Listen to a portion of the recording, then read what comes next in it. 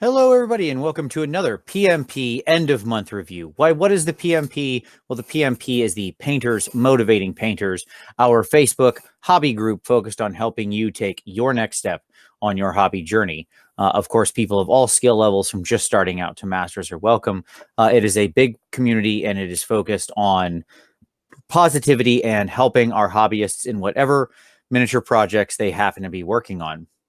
So, new format this month because it's just going to be me this month. We're making some changes as we're moving over to Facebook, and the group is continuing to grow rapidly, which I'm very excited about. That's fantastic because I still see it as very positive. Everybody's keeping up the love, and that's wonderful. But that does necessitate some format changes to this end of month review. As the number of submissions and such increase, we want to make sure that we're being as efficient as possible, because it's very easy to see how this can sort of get out of control. Whenever we get large numbers, this becomes a game of time. And unfortunately, I love doing this. I don't mind doing this. I think it's great. It's something I enjoy, but I also do have a life, and so do my co-hosts. And realistically, it doesn't take much for this to multiply out of control. As a simple example, let's assume we had 60 submissions in a month, which would not be that unusual. And I took 5 minutes on each one of those, which would also not be that unusual. That would be 5 hours, right? Just that quick. Whereas, if I took 3 minutes on each one, that's 3 hours, and so on and so forth. I want to make sure I give everybody their due. We want to make sure we're being clear. But what I'm hoping to do with this new format is cut out the repetition because the reality is a lot of people have the same challenges. So what's going to happen is, here in a minute, you're going to see a little intro to this, wherein I use some miniatures and explain what I'm talking about in more detail once at the start of the video. I will include that as a preamble in every month, so that explanation is always there as to what I mean, and you can reference it for terms and things like that. So we're gonna use that as a basis point, and then when I get into the actual review, I'll just say you need to increase your tonal variation or your contrast, and that's it. I'm not going to say any more, and then I'll move on to any other critiques. If we're talking about like non-metallic metal, I'll say you have to take the contrast all the way from very low to very high, and and then you can reference back and see examples there. Okay. So the point being is that you'll have a source where it allows me to give feedback quicker, focus more on unique questions, and give more detailed answers to them, while overall hopefully controlling our overall time. So with that being said, I just want to real quick say a couple things, which is, first off, I really do thank everybody who's joined the community and is posting and sharing. I want to thank everybody who's answering questions, who's giving feedback. I've seen a lot of just positive exchanges and questions answered, and that is what this community is all about. So thank you for keeping that up, even as we grow large in our new home. We're now, and the new Facebook group is bigger than the old Google Plus group ever was. So that's pretty exciting. But again, it does mean we have a lot more members, and that seems to be pretty consistent. So I hope that continues. I love everybody joining up and being positive and focused on their own exploration of the hobby. So please keep sharing, keep giving that positive and constructive criticism, answering questions where needed, and helping people out. You can change somebody's day just by saying you think that something they did is really cool. So if it strikes you as really cool, tell them that. Don't just say it in your head. Actually type it down, and your 2 seconds can alter someone's entire day. And I think that's a pretty big deal. So with that all being said, if you want to join us on your own hobby journey, there will be a link down in the description, which you can utilize to click through and request to join. As a quick note, you do have to answer both of the questions. If you do not answer the questions, you will not get in the group. It's just that simple. You have to answer both questions. So do that, or you don't get in the group. Secondly, as always, when it comes to posting here in the end of month review, the rules are you can put in 1 post per month. Please do try to be specific. Please make your work finished, so that way we can comment on it. Please try to take good photographs of it. Bad photos make it impossible to evaluate. I'll see stuff that people took a photo of. They're like, I'm very proud. What do you think I should do here? And then it's a potato picture with, greatly overexposed lighting. And I'm like, I have no idea. I'm not sitting in the room with you, which would be the only way I could get a read on that. So taking a decent picture is pretty easy. It doesn't need to be perfect. High-end photography is certainly not easy. I struggle with myself getting the miniature perfect. I don't need it perfect. I just need some diffuse, even lighting and a neutral background. There are lots of ways to achieve that. Warhammer community has a post on their site about doing that exact thing, and it's a couple easy steps. So I would recommend everybody check that out. So with that being said, let's pause for a moment, and we will go to the intro video, and then we will come back and start the review. So back in just a moment. Hello, everybody. So as you just saw, we're doing a new thing in the PMP, and this will now be the video that precedes all the PMP reviews. If you don't need to watch this because you've watched it before, you can skip to the end. But we're going to talk about a series of subjects and critiques that I will use throughout these videos as shorthand in a little more detail here. So I'll talk about it once here, so I don't have to talk about it every time there. First up is what I call contrast or tonal variation. So it'll often happen a lot is you'll get figures where the colors will be very flat. Here are some of my older Skaven that I've painted. In this case, you can see that the green of the warpstone is very flat and even. The purple is very flat. The horns don't have a lot of striation. We'll come back to that. The metals are flat. This is flat, flat, flat, flat, flat, flat, flat. Same here. You can look how boring and flat the metals are. There's just not a lot going on. They were basically metals that were washed. Got a little bit of interest here in the pipes, but not much. Now, let's compare that to something like a much more recent Skaven that I painted, right? And here you see how the skin has a lot more depth to it. Notice how the purple has a lot more going on. You see the variation, the depth of tone. See how much more interesting one of those is than the other, right? The metal, both are in true metals, by the way. But you can see how the metal has so much more interest and color and depth in this one than in this one. This is a good comparison because they're basically the same figure, right? Same with the elements of things like the warpstone. You notice how much stronger we're running there in contrast and how much more visually interesting these elements become, right? So when we talk about contrast and tonal variation, I'll sometimes use these as shorthand. Contrast means more transition between light and darks, for example, on the robes, where one of these has, you can see the expression of the light near the tail on the rat versus over here where there's basically none, right? Like there's some that's being cast from the light that's above, but I can literally cover that and remove most of that, right? So that's that part. Tonal variation is when we not only have necessarily contrast, but like you can see in the golds where I have different green and mahogany tones being expressed in the steel where I've worked green in to break up these long flat colors, right? So it's a little bit of kind of all of those elements together, both expressing more in lights and darks as well as variation of hue. So when I say you need more contrast, more tonal variation, I mean one of those two things, and or both. You need to have more value between your lights and your darks. For example, the skin on that is very, very flat on that gray seer, whereas on his face it has a lot more variation and interest to it. Okay? Or you need to add more variance to your color, more hue, more visual transitions. All right, next up we'll talk about bone. This guy will stay on our gray seer. I see a lot of bone that looks like this, and this just isn't interesting bone. So when we look at bone, what we want to see is a broad sweep of transition, as you can see here on Archeon's helmet, where I go from basically near black up by the tips down into a pure white, and then introduce a lot more of that brown black there. Same with this part on his shoulder, where I have these deep cuts, strong areas, striations. You can see I've got little hacks and chips and damages in the bone, right? You can see up top where I have other elements of bone where I'm doing these broad transitions out from near black, right? You can really see it when we flip it around at the back, where I'm going from like near black out to white. That's the kind of transition. Now you can sometimes see bone that's a more smooth transition. You can sometimes see it laid down through things like striation. Our girl here is another example in her helmet of a striation through warmer tones, where I'm really integrating a lot of different elements, but it's still a smooth transition. If I had striation lines there, where the black had very thin traced lines, that would create the same situation. So it doesn't, there's not one that's necessarily correct.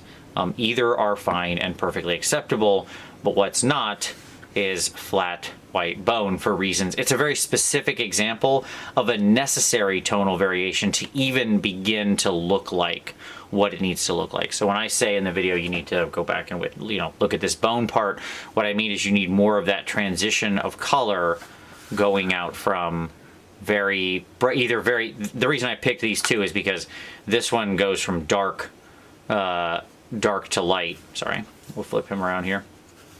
Dark to light here on the back, whereas this one goes from light to dark. It's fine, either works. Again, striations or smooth blend, it doesn't matter, it just needs to be there. Okay. Next up, let's talk about gems. So again, here for this guy, we're gonna go back to him and really drill in on the warpstone. What's critical about the understanding of gems is that they need to be very bright and they need to have a large amount of variance in them. Much like non-metallic metal, which we'll move to and discuss in just a moment.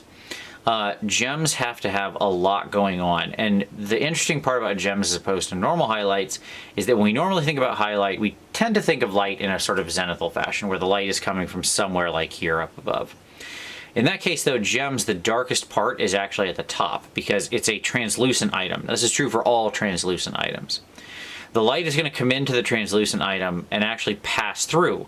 So the top will be the darkest part. In this case, it's each facet of the gem, but it's the same if it's a single rounded gem, it's going to be the exact same story. And then it's going to come out at the bottom. So that's actually going to be the brightest part. Generally, you'll want to express a light point on the other side of the gem, often through a white dot, or in this case, through the white lines. So that very high contrast and very inverted understanding. If I talk about your gems, you need to go back and reference this. I see gems on a lot of different models. They get expressed all throughout Warhammer and all the ranges and many different miniature ranges. So I thought this would be a useful one to include because it comes up all the time and people often kind of don't want to go the distance, but it really does make a difference. As I think you can see with that guy, that I think it really sets him off. Next up, non-metallic metal. We'll go back to our girl here as she's in NMM, and we'll take a look at her axe and her sword, all of which is in NMM. Oftentimes, as well as like her knee plates, and there's a couple different lessons here in NMM. The most common thing I'll mention with NMM is contrast that you need to push from very dark. As you can see, I've got basically black right here, in this part's the blade, and here, all the way up to white. You can see I have very thin amounts of more or less pure white. Same thing when we look down here at the sword, you can see how the bottom part of this is basically pure black, whereas the top is basically close to white. I'm not using actually pure versions of it here anywhere, but you get the idea. When we look at the knee pad, we see another interesting example where non-metallic often looks good when there's an interference color.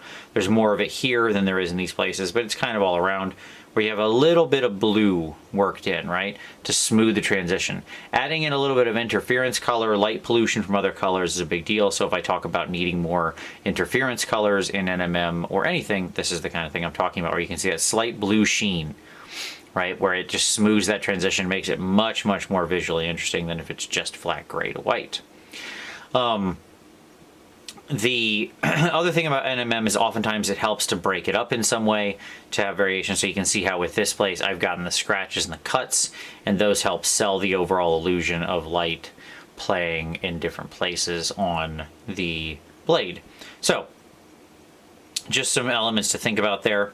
A sort of final note, when NMM is very tiny, like it is with this sort of, this kind of patterning here, or her little scales on her tabard here, her little, whatever this piece of cloth is, it's better to just think about it as one uniform surface. So like the axe head here is one uniform surface, and I highlighted it as such.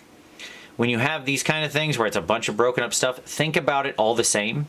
Treat your highlights as going across this giant surface, and then go back in and create your edges where there's multiple other light catches. So like you start by creating the broad-based highlight. This is the one light point across the middle, right? And it's in line with everything else that's here that I've created. Here, here, here, here. The light travels in a logical fashion down the center of the blade. But I then went in and added some more very careful, subtle edges where you can see these little bits of white hanging out here on like the edges and stuff. All right. So that kind of concept. Oftentimes, a little tiny NMM can trip people up, but you kind of do it in 2 stages. You treat it as one big surface, and then you go in and just hit some edges and go the rest of the distance. Finally, we're going to talk about hair and that kind of thing. And for that, we're going to need both of these models. So with like red hair like her, you can see how we have it. She has very little of it expressed, but you can see how we have those bright highlights right there on the edge and very thin strands. Here I've got a more fantasy hair, more in the 28mm scale. You can see how, again, I've worked to create some really deep shadows as well as the highlight points on the hair, both where the hair would get naturally thinner. Now this is a little more cartoony, and it's meant to be because it's a witch elf and they have this very cartoony stranded hair. But my point is that the rule, it remains much the same whether you have a more realistic hair like this or a more cartoony hair like a Warhammer model, which is that it needs to have the sort of crown of the head lit, which is what this light right here is meant to represent, as well as then tips and edges where it gets thin and the light would naturally pass through. Now this is a completely fantastical color, but it's very bright and shows well what I mean. If this were black hair, very real color of hair, I would have a crown of light here around the skull, and then the tips would go into like a blue-white or a white or something like that.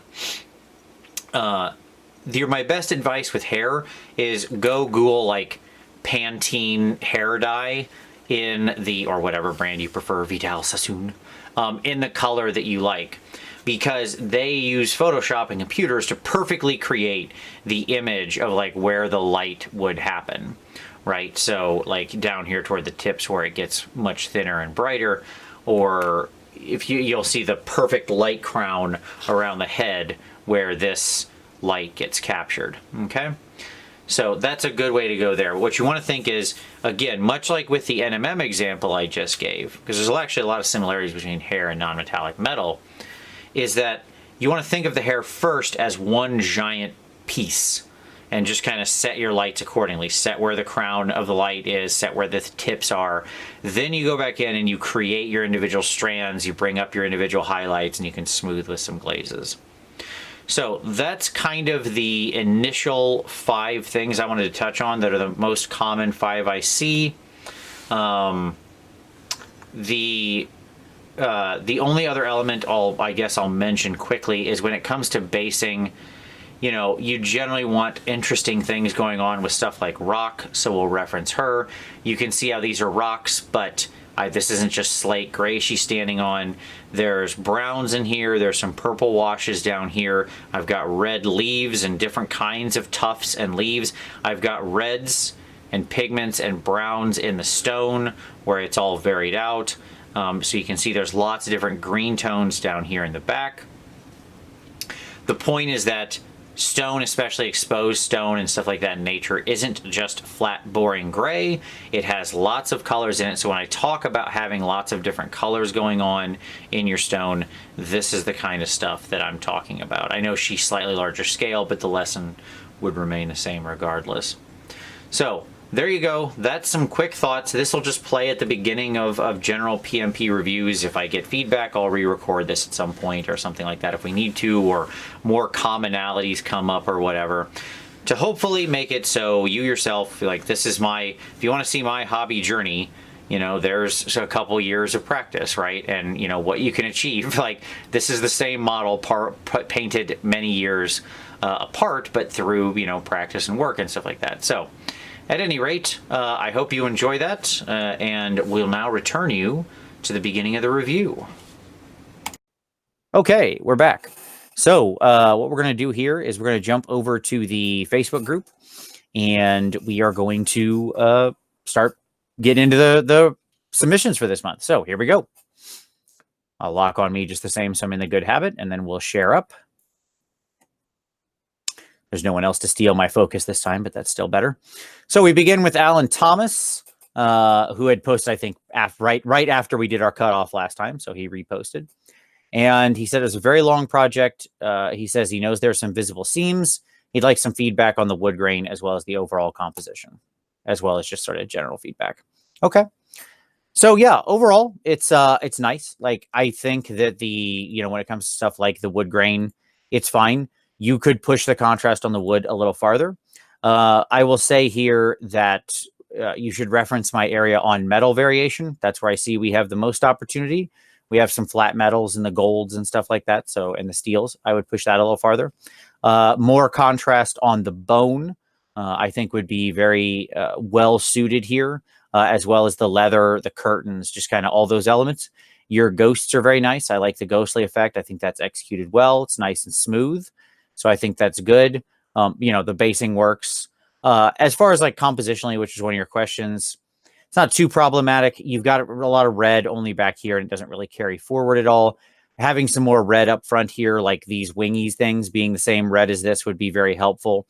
Having, just kind of stuff like that would be good. So just, think of ways you can bring some of this red out here is what I would recommend. You always want to make sure you keep colors in balance. Now, that being said, this red is fairly desaturated, so it's not the end of the world. This big green scythe, I'm not sure it needs to be green. It probably should be the same spectral as everything else. It goes to really intense green here, which kind of draws the eye in an unnatural way. I think that's probably your biggest compositional challenge. The green on the little spooky things doesn't do the same because it's rather minimal. It's kind of blocked out, whereas this is a big chunk of it that happens here in between metal and ghostly. And by the way, I would either go like all ghostly or no ghostly. Like, don't splitting the difference right there doesn't really sell. That would be my thoughts. So there you go. Overall, I think it's handled really well. The ghosts feel like ghosts. Everything feels nice. I do think the wood grain works fine. Again, you can always pop it up farther, but again, it's fine. I think you're good. All right, cool. Next up, we have Emile with the avatar of Shah. Okay. So he said it's real big, and he'd love some feedback. Okay. So he said the base is what it is because the client wanted it like that. All right, so let's take a look at the avatar here. I've painted this model, so I know it rather well. The eyes look really nice. I think that's good. There we go. I wanted to get to a full body shot. I wonder, like, I'll hold off on my compositional critiques because I imagine that the composition was decided by the client. But I will say that the number one thing that occurs to me is that this green that's up here is just up here and not anywhere else. And that's daunting to me. I feel like I wanted that worked in. Even if it was just down here on, like, say, the bone spurs or something like that. If this tip of the claw had gone green, like, I feel like we could have done the same thing here with these claw tips, something like that. That way we would have had some carry on of that. The skin looks really nice. The demon dots are good. I think you could do a little more tonal variation on the skin. So, skin is one of those things that can have a lot of high contrast. So I would recommend you pop that up a little more. As to the, like, this sort of stuff, which I assume is meant to be gold NMM, it doesn't feel like it's selling quite. Like, it kind of doesn't have the right level of contrast. So again, I know you can do good NMM because it's out here. This looks rather nice, and I've seen you do it before. So this just feels like it doesn't have the low shadows of NMM. But the pink looks really good. It's handled really well. I like the segmentation on the flesh tone with the dots are creating, how it separates it from the other parts. I think the hair and that, like, this top part here and this, like, all this pink is actually handled really, really well. I like the contrast on that. I like these little reflection points on the tip of the claw. I think that's really solid. So overall, well done. My recommendation would be maybe push it a little farther in the reverse of the demon dots. So like up here at the base of her leg, under her muscles, in the center of her chest here. These areas that aren't where you're using the demon dots, maybe take your contrast a little higher there, push into a purple tone, something like that. More contrast on the brown, and you're good to go. Overall, though, really good submission, man. She's a sweet model. I dig it. Okay, Callum with his Bastiladon for his ever-growing Seraphon. He's not happy with the gem. Okay, cool. So let's talk about the gem. So with gems, the key is you need to push all of the contrast up in the top in the reverse. So there's a section on gems in the intro video. Go and watch that. I would also recommend you watch my how to paint warpstone crystals video. That will tell you everything you need to know about this. Okay. Beyond that, my recommendation would be to do something more with the skin. The skin of the beast is very flat, like it's just ivory with a wash to get in there, and then it's just very, very flat. So like I want to see much more tonal variation there. Same with their skin, like the blue up here. Like really what we could afford to do is push our tonal variation all over the model. So my best recommendation is go and look at what I say about tonal variation and then apply some of those lessons here, like within the skin under the legs, here in the musculature of the thing, the edges of the scales, their fins, you know, all these places are chances for you to really express a lot more contrast, and it's not being expressed right here. So I think, you know, then that's ultimately it's the same issue with the gem. It's just there's a particular trick to highlighting the gem. But there you go. That's my feedback on that one. Okay.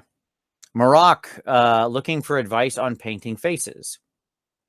The overall composition and creating more visual interest in things like the cloak and chest. Okay, so, well, there's not a lot of face exposed here, so I'm not sure there's much you could do. Sorry, I had to sneeze. Composition-wise, I think it's fine, actually. Like, I think it's well-balanced. The blue is kind of even because of the cloak. My honest recommendation would be you left a lot on the table here with, like, the scales of this guy and the variation in the blue. This is icy and stuff down here. You could have had some snow gathering on the edge of the cape. That would have been a nice touch. Very lightly with sort of some white powder, a little bit of this flake you're using down here on the edge. We could have varied the color of these scales more so they were a little different than the clean cloak itself. I think that would have been a good opportunity. If you want to keep them blue, then they should be popped way up, make them look a little more icy, take them to white. So again, that tonal variation there.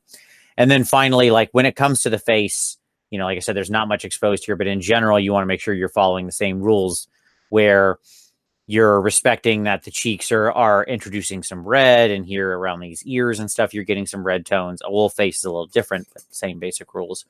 But again, more contrast throughout the face, I think is good. Here, it's enough covered that I think you're fine. I think this level of contrast is actually okay.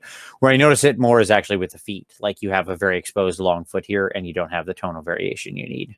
So those are kind of my thoughts on all that. Okay, Daniel, finish this off. Let's see. Feedback on the beard, the leather, and skull, but any other feedback is appreciated. Okay, the beard, the leather, and the skull. So let's see if I can actually get a picture with those in here. All right, so a note about this. If you want feedback on something, try to fit it center frame in a picture. Like this is seeing his face and his beard straight on would have been very helpful. Like where's the beard straight on? This is about the best I get, but that's not really, like, it's half covered, right? So just make sure you're framing the things you want to discuss. Okay. All right. So the skull, go see the part of the video where I talk about bone, because it's very much in play here. A lot more tonal variation needs to be in practice here. The beard is probably much the same thing. I talk about hair and how hair has to be structured in the intro video. But this is much the same. It's better because you've got some green tones in there. I think compositionally that works fine.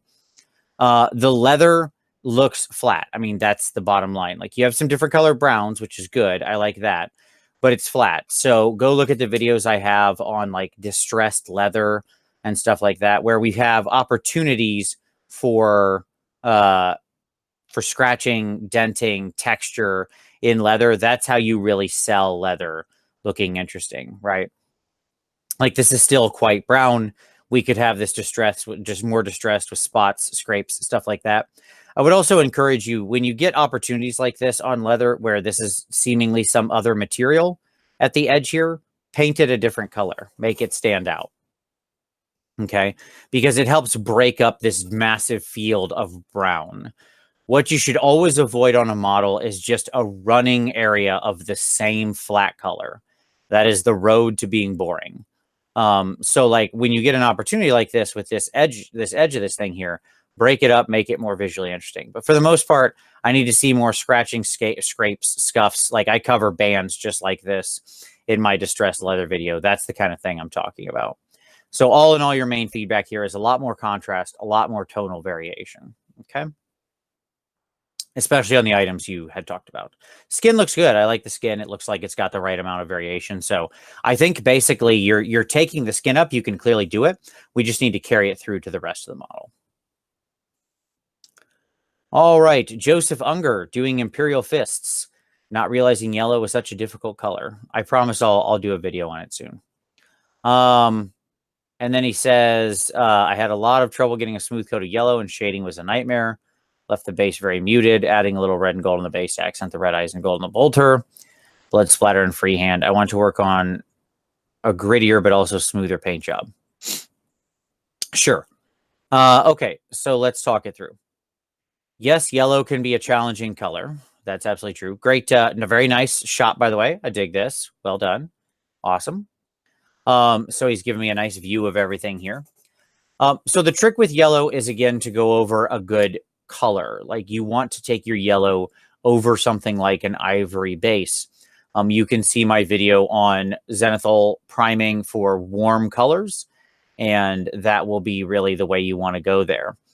So going from like a rust color up to an ivory and then laying down the yellow over top will make your life a lot easier.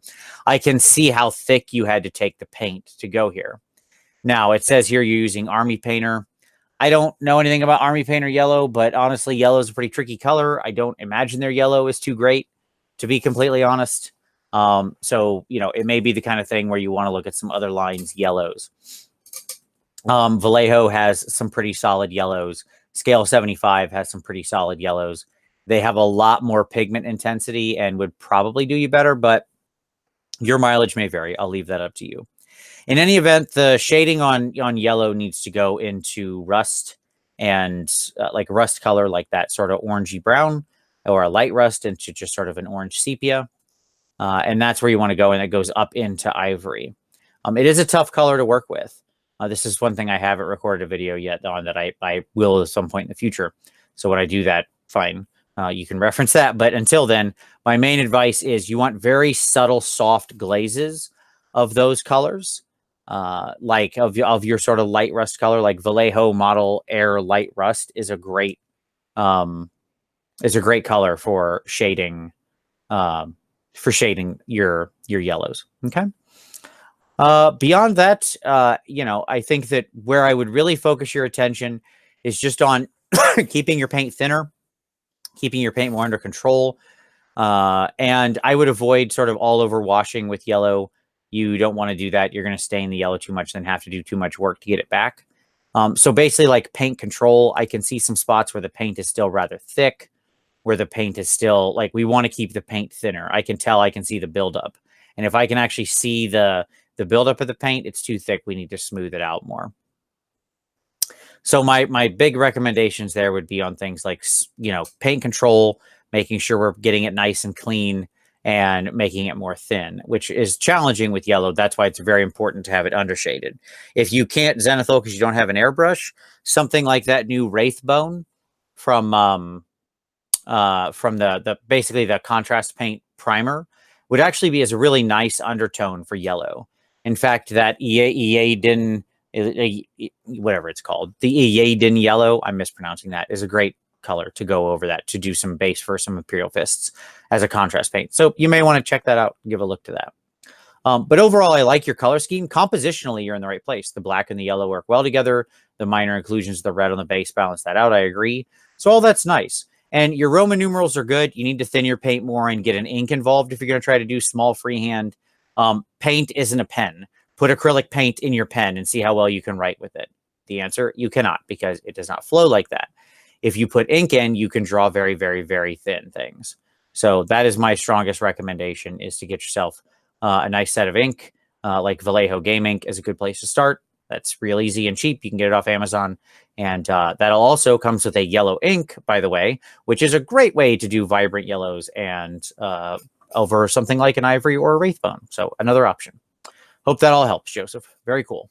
Imperial Fists are my favorite. They are the best. All right, Callum finished this model for his Insta-Hammer competition and just wondered your thoughts and how does it show narrative? Do the colors blend well? All right, let's take a look. Let's see. Oh, this is my only photo. Yeah, I mean, the colors are fine. I don't see any issue there. The narrative is, I guess this dead pirate guy has a big sea monster pet. That's what it feels like to me because he has a weird crab arm and looks kind of dead. So I'm going to guess that's the narrative. Tell me if I'm right. But yeah, I think it's fine. It's a big monster. I like the colors. The sort of peach color works well against the teal green. So I think that's a good choice. This has that, you know, very textured skin. You did a good job of picking all that out. There's some very nice tonal variation across the worm. So I think that's fine. It's a little too far away for me to really judge too much on the guy. I would need a close-up of him to say too much more. Yeah, my best advice is maybe with things like the fins, you could have a little more streaky highlights, push that tonal variation up just a little more in vertical lines. Right now, you're blending on a horizontal plane going up. Some vertical lines could help break that up and make it feel a little more natural. Wood looks great. Sand looks great. Clearly, you know, a sea monster on a beach with some shipwreckage. So I dig all that. Yeah, I think overall it's a very cool piece. Good barnacles on them. Very nice. Okay, Leonard. From last year's amateur competition, maybe the 6th mini you ever painted. So again, do please try to put like feedback in of what you want. So Leonard, welcome. I'm glad you're here. This is a combination of everything that we don't that we don't want. I don't want to see happen in a submission. You didn't give me anything to go on. I don't know what I'm supposed to give you feedback on. Your lighting is extremely direct. Like your photo is very tough here for me to read. I can't tell what color he is. If he's gold or silver, he could be silver in a yellow light. I can see direct lighting because I have a big giant shadow behind him, and he's just a, you know, it's a bad lighting situation. I'm not trying to beat you up. I just want to be very clear about what we're going. Like if I'm going to spend my time, I need to be able to give you good feedback, and this one's too hard. Like there's honestly not much I can say. The one thing I can tell you from looking at this picture is make sure you black rim your bases. A base always looks worse without a black rim. Black rim your base every time, all the time. There is no excuse. It will look 1,000 times better with a black rim every time. Now, beyond that, I mean, I can see metal and a couple spots of green. And I don't think I have any other pictures. Nope. So my advice, Leonard, is this. Take some good pictures of them. Neutral, diffuse lighting with a neutral background. And, you know, repost it in a future month, and I'll be happy to give you any feedback. Okay? All right. Jared, he says he's hit a bit of a wall on these guys. It's where to go to tie in the last bits together like the bone spikes, hair, and leather. Hoping for some palette guidance to get the shoes, wrist guards, leather suited. Okay. Okay. So tidy those joints. Okay, great. All right. So that's fine. And tidy the joints up. All right. So, I mean, you've already set your color scheme. My answer is none of this stuff matters. What you've asked me about, like boots and belts and bones, are irrelevant to a composition. You're talking about what makes up now. That's a shorthand. That's not always true. You can use them constructively. But the short answer is you have told me already what your colors are. 98% of this model is painted without you touching these other elements. 2% can't do a lot of work, man, is the short answer, right? So I'm actually just going to say paint the bone like bone, see previous video, paint the leather like leather, see the distressed leather video I mentioned earlier, right? And so on, and paint the shoes like shoes, just make them black and that's fine, or something like that. Now, what I will tell you is you need more tonal variation over everything. Like, yes, fill the gaps, of course, and I'll assume you can do all that. But where the actual feedback I want to give you here is on the stuff you've already painted. The red is the least flat, but it's still pretty flat. So more variation in the red. The skin is really flat. That needs a lot more attention. It needs some Reichland flesh shade or something. It needs reds in there. It needs some highlights. It needs work. The scars need to have a deeper like crimson touch to them, like their scarred flesh and their scarification going on. And the pants need either some texture or some tonal variation as well. So that's actually going to be my main feedback. As to like what to do with the belts, brown leather, bone color, like it's fine. Like as far as hair goes, like on this dude, his ponytail, a hair color. So quick rule about composition: neutral tones don't matter. Browns, ivories, grays, they don't matter. They don't count. They're just nothing. They're just nothing in a composition because they aren't colors. They aren't on the color wheel. And so as a result, they have no impact to the overall visual of the project in general. Now, there are creative ways you can use browns and ivories and grays to tell stories. It's not always the rule, but it's often the rule. When you're dealing with a lot of other saturated colors, say like on these guys where you have bright red and stuff like that, it does nothing. It's just, they could be anything. Those pants could be gray or black or brown, and it would make 0% difference. Same with the belt or the boots, right?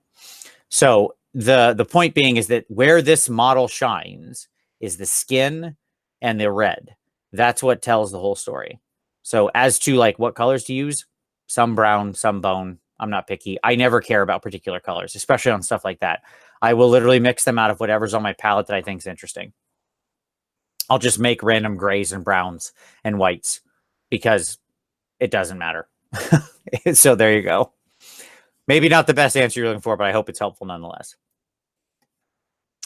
All right, Sam. First time posting here, looking for some general CNC, things you like, dislike to help improve your next warband. Okay, thanks in advance. First of all, good all-in shot. I dig this, man. Very Zinch, very bright colors. I like that. We've got some really nice tonal variation across all the models, so this is good. The musculature on Homeboy on the camera or on the right side of the screen is really nicely varied. Feather tonal variation is good. Flame shields, all the gold is really nice. So yeah, I like all that. This is really good, and I think Zinch has this sort of permission to be this, riot of colors. Look, we got a little video. That's cool. Cool stuff. Okay. So going back to this photo, my best advice is with the gold NMM, there's some places where I would push it a little farther, like the face mask feels a little flat. Some of the points could just use some more darks, could use some more mid-tone smooth. Like here, we go from brown into kind of the white pretty directly. I feel like a little more mid-tone would be good. Here on his mask, it feels like a little more low tone is probably necessary. It's just minor refinements on NMM. I mean, when you're doing NMM, it's can always be, I suppose, a little more sharp. Same with kind of the silver. Some of the silver on his staff doesn't pop up high enough. It feels like it could come a little brighter. But yeah, overall, this is really nice work. I think that our little dude here, the little blue whore or whatever, he's kind of the standout because he's still pretty flat. More tonal variation on him. We could do some interesting things with like his beak, make that a little more interesting. Maybe some more texture. You got a couple stripy stripes in there, which I like. You could take that in a little, take that up a little more. With these guys, they're kind of an excuse to go all the way. Dig the glowing runes in the base, dig the marble. That looks really nice. I mean, overall, this is a really, really good warband. Most of what I would tell you is if you want to keep going, just even more contrast on things like the skin of the leader of the Eyes, the 9, and the Zangor. You could push that up some more purples in places on him, pick out the little feathers on his shoulder and his chest and stuff, make them a little visually interesting. But overall, you did a great job with these dudes. Okay, Abaddon. He wanted to try OSL on Abaddon's head like the classic painting, but switch the color palette around. He's more or less happy with the rest of the model. Definitely some techniques that could be improved. Okay, so sure, lots of people like the glowing face of Abaddon. It's very common. So you've gone for like the ghostly blue glow. Yeah, sells pretty well. I don't think you did. I think you did a good job of it. My advice would be, I need a little bit right here. So I understand you're saying, well, the light only comes up this far, Vince. Sure, but light is still light. Light keeps traveling. And if something happens to show up that's highly reflective, where light would gather on an edge, like say something that was made of gold and has a very sharp edge, then light will reflect. So a little bit of this light halo here around this edge to frame his face and carry the reflection up would be good. Same with maybe a touch or two out here, like on the bottom of this thing, just very weakly on the bottom of his hair. It's not really his hair. I don't know. Is that really his hair? It might be. Either way, it's made of hair. I don't know if it's his or somebody else's. And hair has a real satiny sheen to it, so it's highly reflective of light. Go, you know, stand outside in in the middle of the day with somebody who has, you know, big long hair, and you'll see all the sun just dancing through it, right, with bright colors. So yeah, I think that would be my biggest advice for your reflection. But I like the color swap. I think it's really cool. Makes him feel more sort of like evil and dead and stuff like that, rather than the warm tone of the red, which is more demonic. This is more kind of undead. I think both have a good sell to them. Yeah, cool stuff overall. Dig it. Okay, and yes, Ira, that was perfect. You posted a thing and asked for specific feedback. Happy to give it. All right. So Jessica says, a few questions. How should she have painted the raised detail at the bottom of the skirt? Tried overbrushing and it did not work. The detail was too shallow. Tried dry brushing. That just made a mess. Tried picking them out. Sure.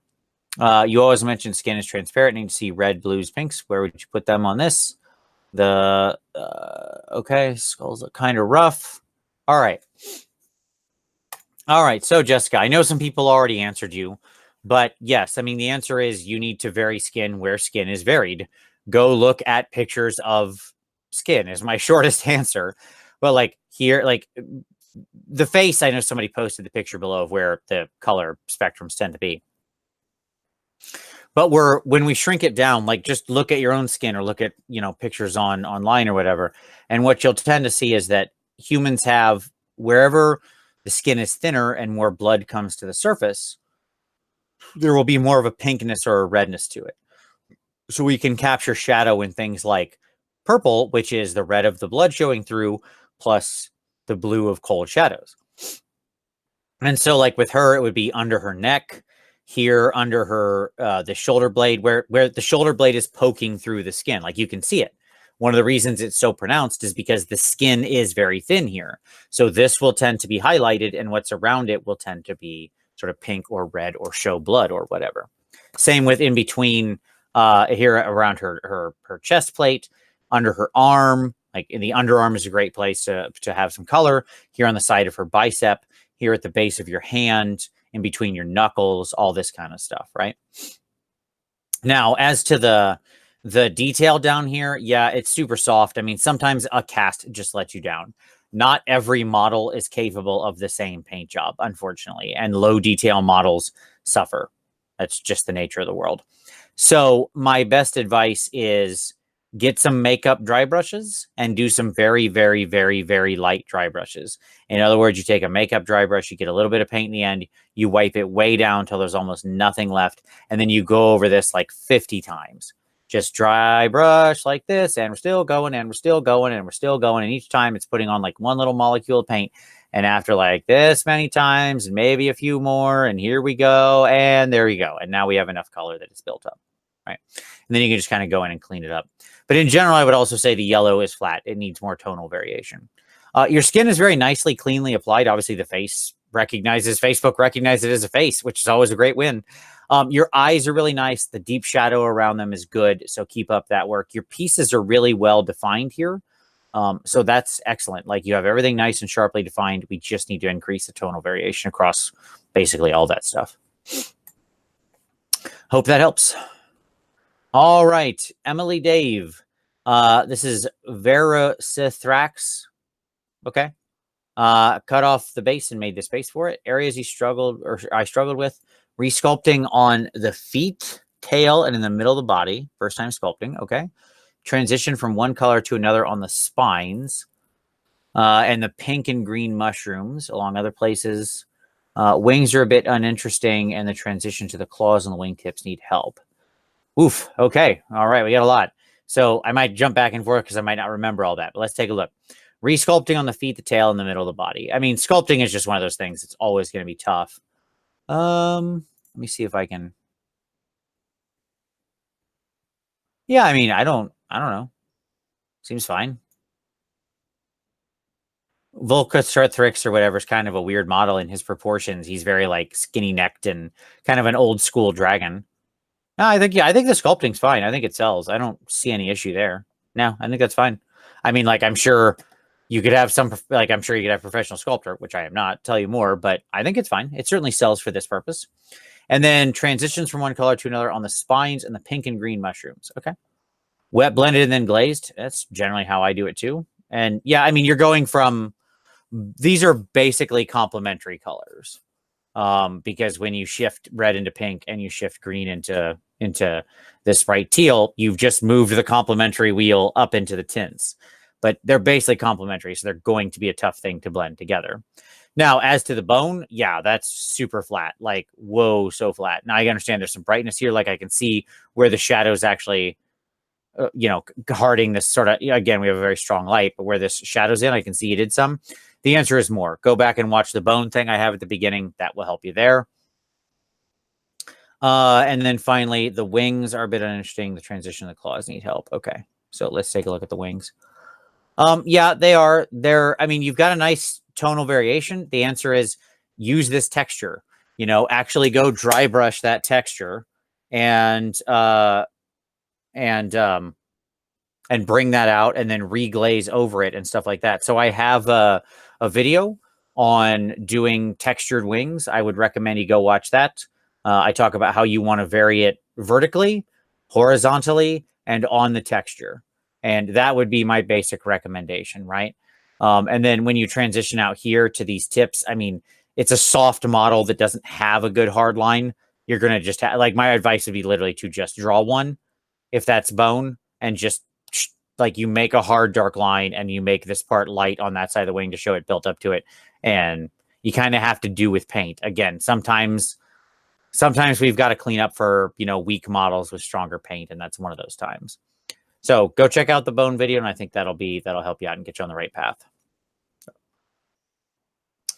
Okay. Ron, this just has that something missing feel. Okay. A few years back. Oh boy. We do try to keep this to current projects, but sure. What's missing is tonal variation. This is a very flat, samey figure. Like I could sum this entire thing up in tonal variation. You have a light dry brush of a slighter purple, and that's all that's going on. The horns are the same. The claws are the same. The spikes are the same. The muscles are the same. The nose is the same. The face is the same. The tail is the same. It's same. The interior of the mouth is black. This is black. This is flat silver. Tonal variation everywhere. So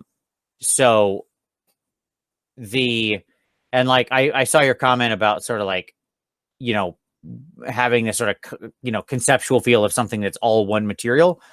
Okay. Like that's cool conceptually, but then you got to do a lot of work.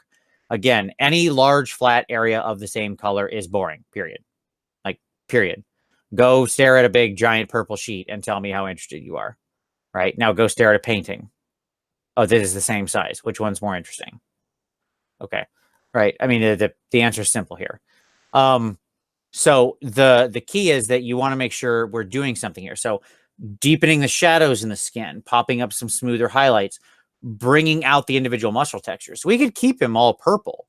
We could just have some transitions. You could take the tips of the claws, like purple into white or purple into a deep black where the claws go sort of like in the bone protrusions go into this hard, dark blue black at the edge. And the tops of the muscles take nearly into like a white flesh tone purple or something like that, or a gray purple, right? If you want to keep him very unnatural. So again, by blowing that tonal variation way out, you can make something that's all purple and it'll be fine. You just need to really push that variation would be my advice. Same with the teeth and the bones. Same with by the way, I would never do the mouth black, like make it a different color. I understand you want this nightmare feel, but that just, people have certain presuppositions about how the world is, right? And mouth color is one of those things. Like if we see something that looks like, basically black licorice. And so if I see something like that, you're subverting expectations in a way that immediately just rings hollow, right? So you want to make sure when people bring certain presuppositions to things, you're understanding what your viewer, the psychological priors they're going to have. Okay. So that being like a pinky type of purple or something like that would be fine. If you wanted black, you could have some black in the deep shadows or have a long black tongue. There's lots of black tongues in nature. We can certainly accept that.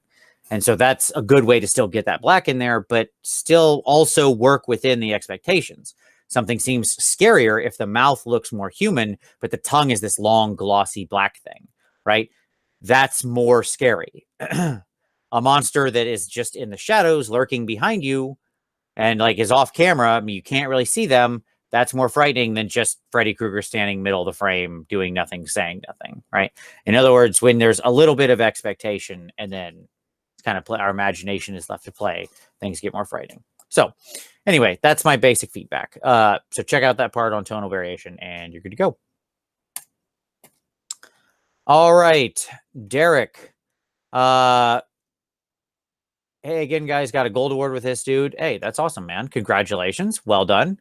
In local first GW comp, but no CNC because I, quote, used an airbrush. What? Okay. Do you have some airbrush haters there? That's... okay. No professional competition that is judged cares whether or not you used an airbrush. If somebody cares that you used an airbrush, that should say something. So, so here we go. Looking for advice on how to up his game. First attempt at a power sword and using cork for basing. I know the NMM is still terrible, but he's trying. Okay, sure. Let's take a look. All righty. I think the power sword looks great, man. I think that's that's very well done. I have no issues with this at all. It's nice. You know, you could push, like, if you wanted to push the contrast on the edge up a little higher, nice, clean, smooth white line. I would notice that. You could maybe take the very tip here and maybe here in the very center down just a little darker, not all the way to black, but a little closer. But I really like that sword. I think it looks really good, man. I like your 2-to-1 variation. Putting a line in the middle is a smart choice. I think that's very well done. The armor, again, a little more tonal variation. I would recommend you keep going. You're good. More. Go more. Even if that means some edging, some stronger edges, I think would be good. Dirty feet look really nice. Good job walking on the mud. I would like to see some of these more details kind of picked out here. Like there's some rivets on his armor and those aren't really, shadowed and highlighted. I think picking out little tiny details like that, getting those things edged and lighted makes a big deal. The cloak is still pretty flat. So again, I would think about adding some texture to that. We can do that through some quick hashes back and forth or just popping up or doing like GW does and drawing, tracing the thin lines down. Lots of ways you could go about it, but I think having the cloak be a little more visually interesting would be a good way to go. As to the base, my main recommendation on the base is more. It's very just a big giant hunk of mud. Good. You hit a lot of the cork. Aces. Well done. I like that. Now I need more color or something. Like you have a lot of brown. It's just he's standing on a big hunk of brown mud. Now I hear what you're saying, but Vince, I want us to be a muddy world. Cool. I have no problem with that. Okay, great. Let's make a muddy world.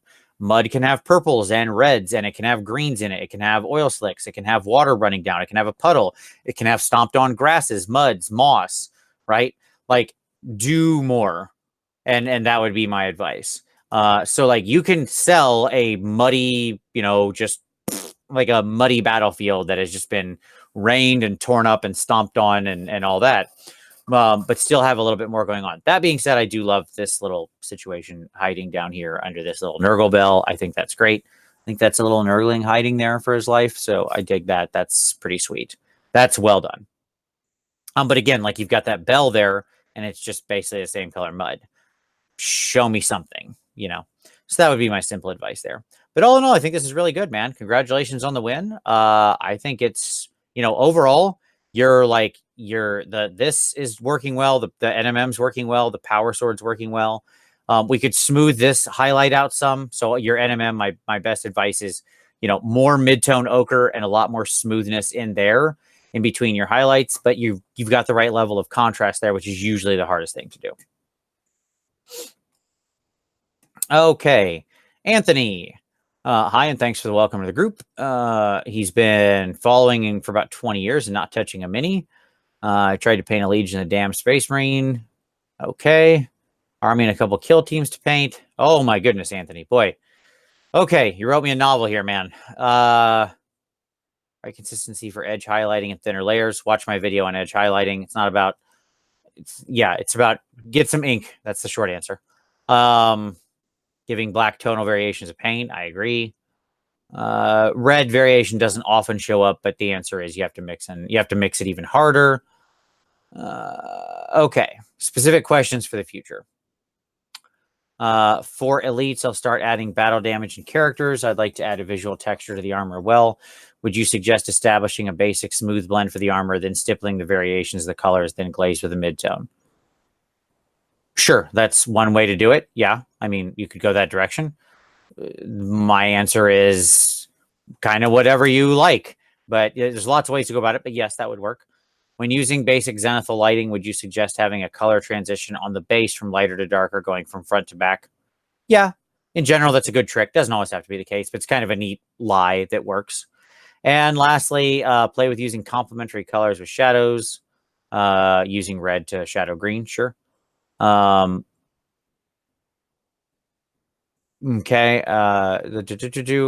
Touch a deep purple before the darkest shadows would be a good choice. Yeah, I mean, using complementary colors and interesting things in your shadows is always a challenge, but it's a good thing to start practicing. I think you can make shadows more interesting, but let's not, you probably want to take it in strides. That is to say, start messing around with, glazing your shades. If you're still that is to say, walk before you run, and you just said, I'm trying to run a marathon, and you just started running. So doing very complicated under lighting is a big deal. That's complicated lighting structures. So, my main advice would be master more of the basics before you start to do doctorate level work, Now, that being said, when we look at this, the things I like, face looks good. The sort of bald head looks really nice. That's great work. Things like the white could use more variation. Again, more tonal variation.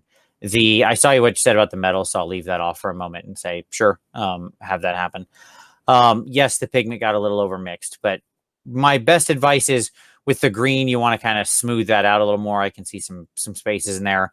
Bring some edges. It's still quite glossy, the green. I would bring that down to a matte if you're going to run this. It has this sort of look, right, of just being the paint feeling thicker and the paint feeling satiny. A little bit of satin sheen's okay, but when this is happening, this is what makes paint jobs look bad. This is one of them. Notice how you have a dark shadow here and I see gloss reflections in it. Immediately spoils the effect because I have light being hidden in a shadow. This is why you want things to be very matte when you can. So my best advice is to matte things out. Something like some AK Interactive Ultra Matte Varnish applied through brush or airbrush is a perfectly good trick to get there. But I hope I answered your questions. It's a good piece. You're definitely understanding things. Your tonal variation on the face is just wonderful. Just wonderful. I love it. More of that. So just keep those lessons you used here in line for the rest of the miniature and keep experimenting. I'm happy to hear you're trying that stuff. Do keep experimenting toward it, trying to use complementary colors. That's all good stuff. But doing those complicated underlighting schemes, sure, give it a shot, but understand that it's going to be a long learning curve, and that's okay. Nothing wrong with that. It'll still be good learning. Okay. Tim, first little try to make a diorama. Had a lot of fun working on it. Open for tips of all kinds. All right, Tim. Let's see. So we have... what is going on? We have a ghosty thing. So I have now made a video called diorama composition. So hopefully you've watched that. But my initial statement is, as I said there, the narrative should be immediately obvious to someone watching, or to someone who looks at it. Somebody should be able to look at it and basically get what story you're trying to tell. And I see you use Lady Oleander and either the Inquisitor or something, like a 40K-ish looking model. I don't know if that's supposed to be the setting, but I'm not sure what's actually going on here. So I can't comment on that.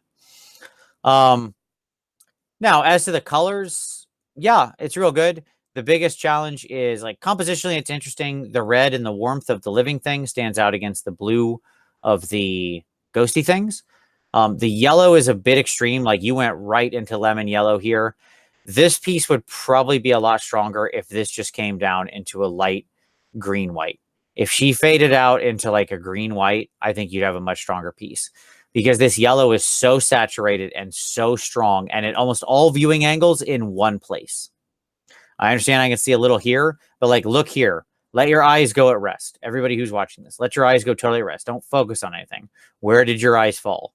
I'm going to guess they fell right here because this color is so pow and right in your face, right? It's too much because everything else is very weak and desaturated. Even the red is down. The blue is down, stuff like that. So my recommendation is like avoid shock bright colors like this that are just intense and ultra saturated. Other than that, you know, I like the piece. It's yeah, like your blends look really good. The base is interesting. You certainly have your figures, you know, seemingly interacting. It's just not quite clear to me exactly what the narrative is meant to be because like they're here and they seem to both be doing something, but what something they're doing, I can't really tell. Like, is she halting her? Is she turning her? Is she summoning her? I'm not really sure. So maybe summoning, but again, she doesn't look much like a necromancer. She looks more like a 40k person. So just that would be my thoughts. I like your blues. I like your greens. I like your blends. I like the colors down here. I like the warm to cold complementary play here. I think that really works. I think that's your big challenge. All right, Caspian painted some squigs. Wanted to try out fluorescent paint and UV resin. Any tips on how to improve the quality of the OSL, teeth, and metal on the herders? Much appreciated. Okay. Quality of the OSL, teeth, and the metal on the herders. Cool. Okay. Yeah, I mean, I think the OSL is pretty good, like looking at it. You're going for like a soft, subtle, diffuse glow. I think that pretty much works. Like you cast it up onto the metal. I think that's okay. I think for the most part, that's right. Yeah, it's a real nice, soft undershade. I don't have much in the way of feedback for you on that, Cass. Honestly, I think you did a great job with it. It feels kind of infused. It's a good nuclear color. Yeah. I mean, you could, like, I'm sure there's a little bit you could do to like get some, you know, reflection points, make sure it's kind of catching on like little tips here and there. You know, like their little light catches, like the edges and bottom of the lips would gather a little more light, little points on the knee. But no, overall, I think it's very solid work. I mean, that's little stuff, and I'm not sure if you really would care to like that level is what we're talking about, right? With what's an army piece. As to the bones, you know, and the horns and stuff, yeah, I mean, they're good. I think, again, just more tonal variation on bone. You want a really strong transition, especially on their teeth. Think striations, think traveling a lot of distance, like I said at the beginning. And then what was the third thing? I'm sorry, you asked another thing. Oh, the metal on the herders. Okay, sorry. All right. I mean, yeah, as always, the metal on the herders. You know, with metal, it's a game of like, I think they look pretty good. They look pretty smooth. Maybe a little more variation here and there on some of the herders. Just like, yeah, there you go. That's a better picture there. There's like there's a weird interference lighting on. Maybe some more inch. Like this one's got some nice verdigris in it. It's kind of hard because the zoom in shot has a really weird other color coming in. I'm not sure what was going on with your lighting there. But so I would say like on the steel, you could work in a little more brown tones and yellow tones. Just kind of lightly glaze in like some ink or something. Let me go back to your paint you got available here. Yeah, like play a little more with things like the chestnut or stuff like that. Play with maybe a slight rust color glazed over there. But I think you're going in the right direction. It looks really good. The OSL is great. Teeth just needs some stripes, striations, a little more variation. Metal looks good. Yeah. Okay, Tibo. The Joker Clayface from Monolith Games. This was super fun to paint. Going for the comics vibe. vivid color and black lining. Okay. Should I push on the black lining? Not completely happy with the pants. Okay. Cool. Let's take a look. So understanding we're going for that comic style. I think there we go. So again, see earlier statement I made about pictures, neutral background, diffuse light, yada, yada, yada. Okay. So let's work on that. You know, as to the black lining, I don't know there's a lot of places to black line. I mean, if we're talking about like you want a hard edge every muscle, I think that would be maybe a bit much here. Yeah, I think some of your transitions are still a bit stark. I mean, I understand you want the comic look, but there still should be some kind of off and mid there, like just maybe a single stair step in between, like especially up at the top, like the muscles are such squared off. Whereas oftentimes you see in comics, there is still a connective interference color here. It's like maybe one thing in the middle, I would say. The purple probably could use a little smoothing out. Some of the things that could actually use black lines, maybe you could pull that in like in the hair, separating the hair out, you know, separating the teeth, stuff like that. Those might be the places where if you really want to push that comic book style around things like nails and stuff like that, you have a stronger line. But I think that's going to be my main feedback is like take things like the hair and really focus on very thin striations in it. You know, comic book characters have this very thin striated hair. So like that kind of stuff. And then maybe one interference gray in between the very low and the very high. Comic panels are stark, but they're not that stark often, right? So there's some midtone still at play there. And it'll make your vivid seem a little more vivid if they're not like that kind of against the gray. All right, John Gallant, 2 of Vince's tutorials in 1. Use the fire recipe as well as the heated gun barrel technique. Looking for feedback on the fire. Decisions to make on where to put the hot metal gradient. As I figured the hottest parts would be closest to the fire body, but not sure if you got it right. Okay. All right, let's take a look. Okay. So the fire, I think, looks pretty good. Just looking through there. We could push it up a little bit more toward the white where it's hidden under the armor, and it's what you're telling me it's the hottest. We could push the very tips on some of these that are extremely far away more into like a whole red or carbon black to just make some interesting variation. Up here, not down here. This is still all roiling flame. But like here, here, here, here, that could be a nice framing device for that. As to the heated metal, I mean, I'll tell you, I would avoid it with this. It's just not going to sell on this. Like, I get what you're going for, but it's not going to sell for a couple reasons. One, looking at this figure, it doesn't pass the mustard. Like, I can see the resin texture here. And what you really need to pull this technique off is an ultra smooth metal or plastic where the glazes will get applied really evenly and smoothly. When you have this kind of texturing, it's not good for glazes. So that's number one. What I would say makes more sense is if you either heat these up, look at like the heated metal technique I talked about, or you just used some black and charred them and made this run from like black to very bright steel. So the kind of edges of the weapons were in very bright. The problem is where you're going from like this brown, blue, purple thing. I don't get it. Right. And I don't mean like, I get what you're doing. I'm just saying like, I am not going to visually interpret that because that heated plasma gun effect is a very specific effect. It's what happens when metal is heated to ultra high heats and then cooled over and over and over again over time. Right. And so the metal gets distended in its coloration. And it's like there's an actual chemical reaction that's happening there. This guy's just living flame. His armor should be theoretically like charred because he's just burning it constantly. Right. And so he's kind of scorching the edges. I think the colors are fine if you work them in. I don't have any issue with that. If you want to just make his metals kind of have some bright reflective colors, that's a cool trick. Nothing wrong with it. It's just not quite selling. Like it's not going to feel like heated plasma. So I would look at just actually going for like use some black pigment, some black ink, stuff like that. And, you know, kind of that's how I would think about treating this metal. And then I would go out to very clean, sharp metal, the farther away from him it gets. And that will actually frame it really nice. Because then the parts closest to the metal of the fire will be near white and very bright. And the metal nearest the fire will be very dark and very black, and that's good contrast. Okay.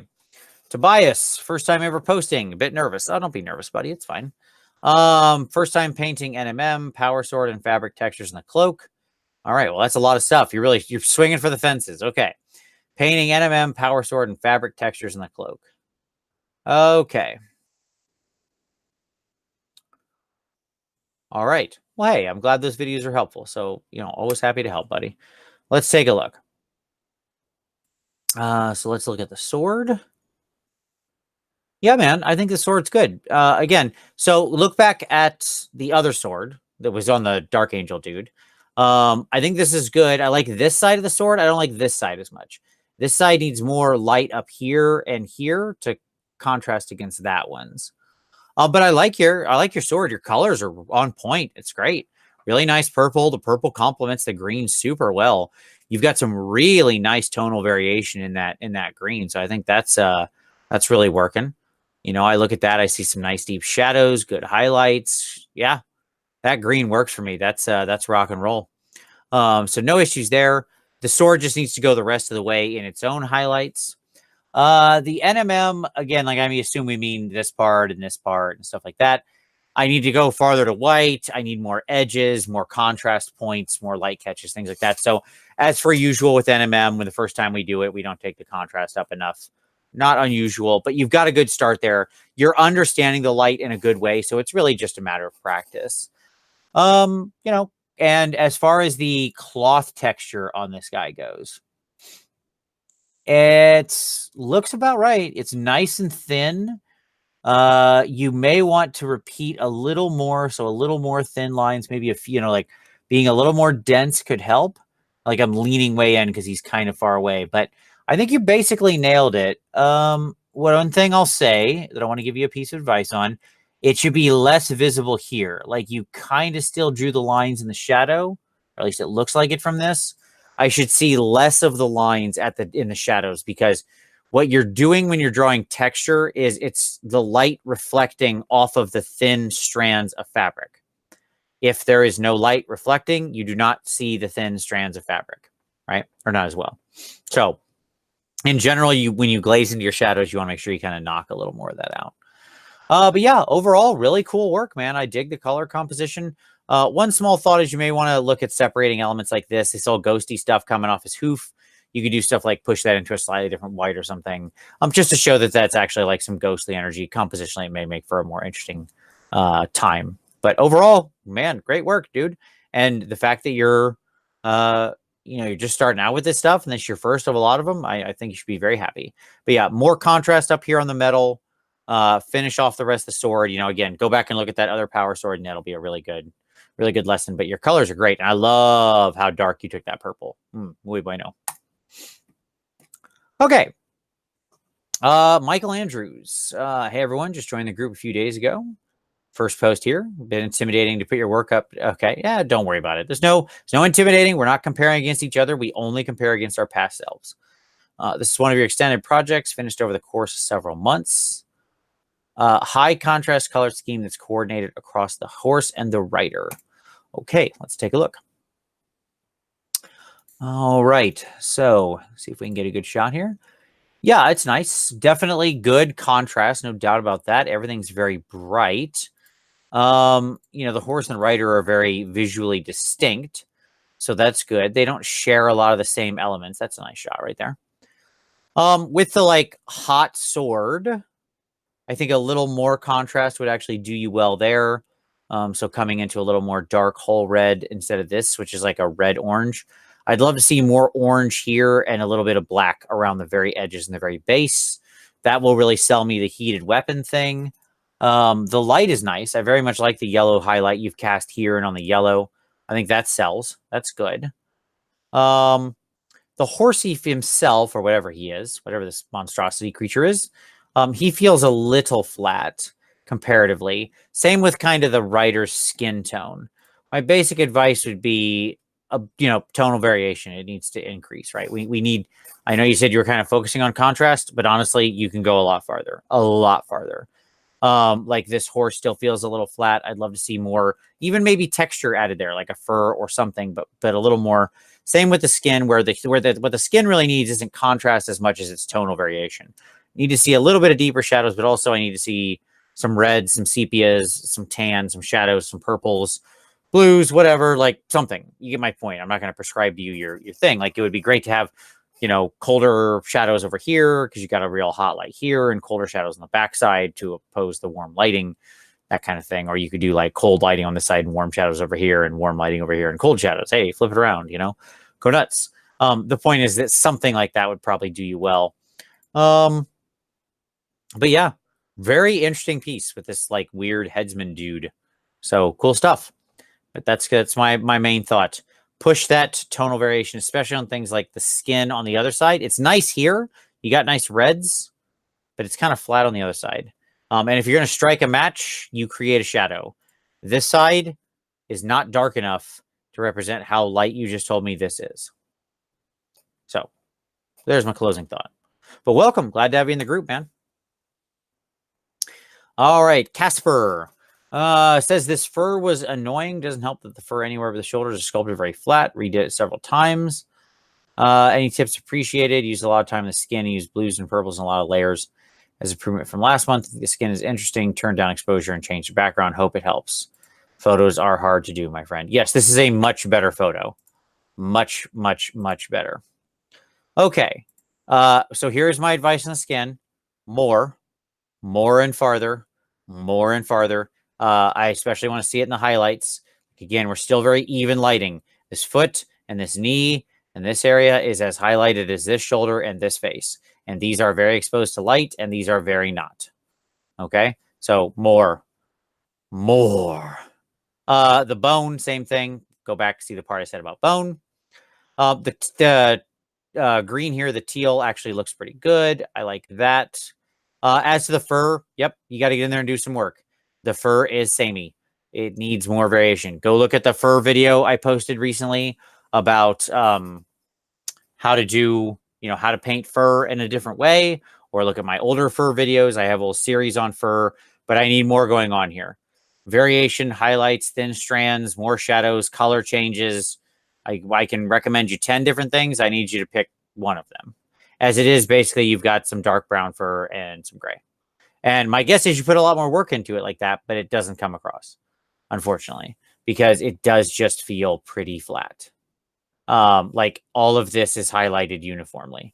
All of this is highlighted uniformly. And this, and this, and it's all relatively the same color.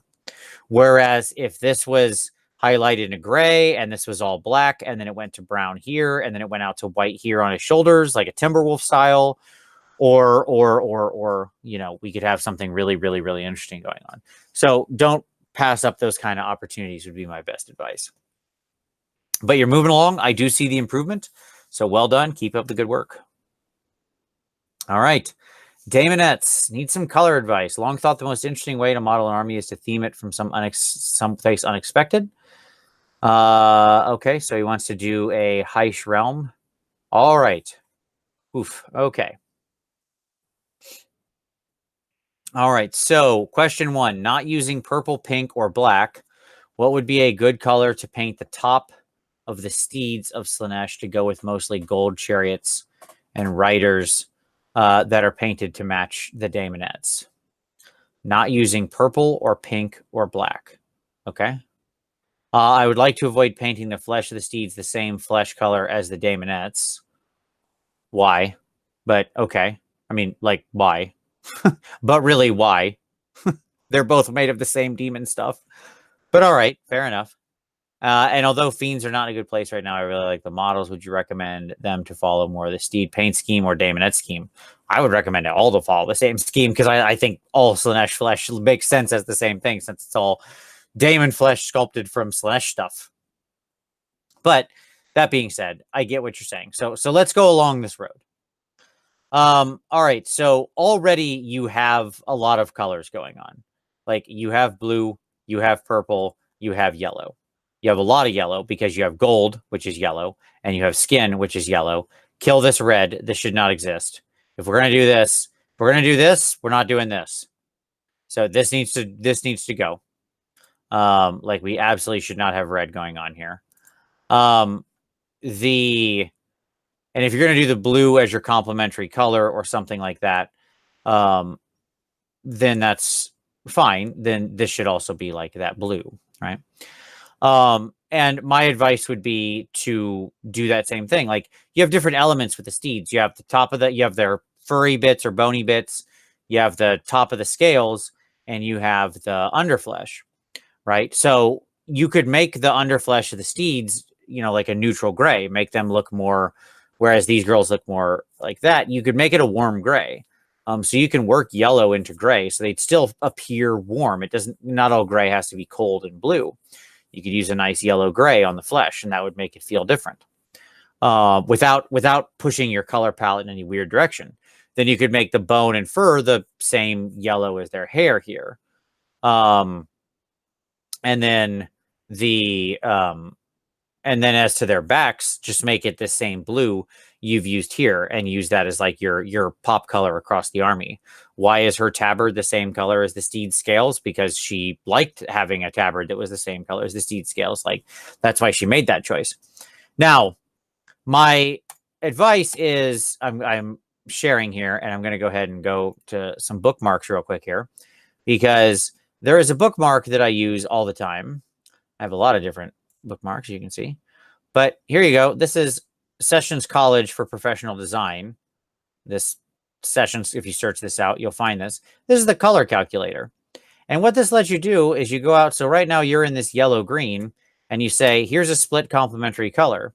Now, what's notable here is that pink is in your scheme. Like you're blocking yourself off from colors, and I'm not super sure why, because sometimes those are just going to be the right colors. If we go to a triadic scheme, then you get pink and this sort of teal color to complementary yellow. If you go for a quadratic scheme, you'll notice that in all of these schemes, pink is in the mix, and purple is in many of them, in some of them, right? That's because it is the direct thing that's across from you on the color wheel in a broad spectrum. So you've locked yourself off in this choice from all of the standard schemes that will look good. Okay. Leaving you basically with an analogous scheme. And you can rotate that analogous scheme around, or you could like spread it out some. So you could go a little farther apart, like maybe you dip into the green a little or something like that. But what you've effectively done right now is I've got yellow and this purple and this blue. All right. So you can see where you're off on what would be just sort of a standard split complementary scheme, because you're way over here in like this sun yellow. Right. So my strong recommendation is, if this is what you want, bring this way more into the orange. And like into this orange, yellow, ochre space. And then you'll have something a little more comfortable.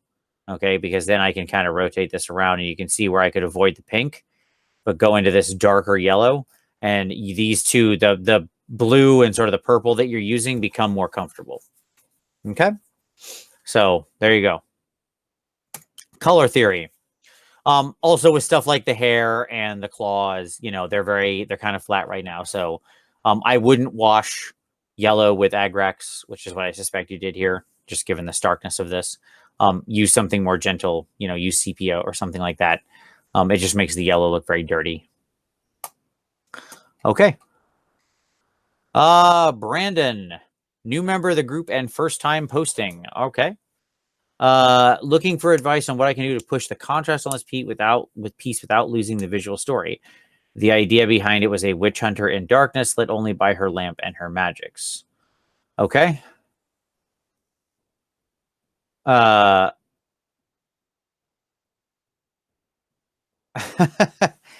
mentioned in the comments, this fails the competition 10-1-1 rule. Yes, indeed. Which is, for those not familiar, it is you should get my attention from 10 feet away, and then when I walk over, you should build my interest at 1 foot, and then when I pick it up and look at it from an inch away, you should amaze me. So attention, interest, amazement, 10-1-1. All right, so a witch hunter in darkness. So let's talk about darkness. Darkness is very rare. Pure darkness is extremely rare. I've been in caves. There's caves here in Ohio that you can go in and experience true dark because there is absolutely no natural light whatsoever. And when they shut off the lights in there, it is black and it is darkness like I have never experienced in my life. Like out in the middle of the darkest night with a new moon was not even close to how dark this was. And that is the absence of all light. But that is very rare, right? Now, again, she's in a cave, but she has 2 light sources with her, right? Okay, so let's talk about what would happen. She has 2 clearly extremely bright light sources. She would be completely lit. Like completely. So like your OSL, and if anything, is way too minimal. Think of somebody in a movie in a cave who has like a lantern. It lights almost all of them up, right? Because the light doesn't just go here and stop. There is light that's going to come out. There is cave around her. This light is going to travel out, hit a cave wall, bounce back, hit her here. It's going to travel out here and hit her here. It's going to travel down here and hit her here and here. The screen is going to bounce off and fill this side of her face and her hair. This giant pink sword that she has is going to cast insane amounts of light.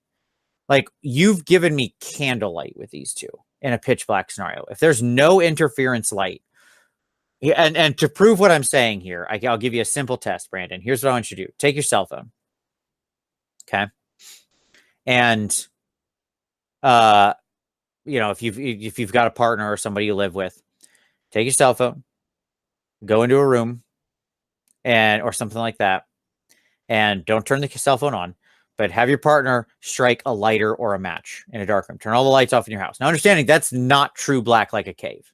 There is still a ton of other interference light, which will actually diminish the effect I'm talking about. But turn all the lights off in your house, go in a closed room, close your drapes. Strike a single match or light a lighter. A lighter, which has a flame a half an inch tall. See how much of that person is visible.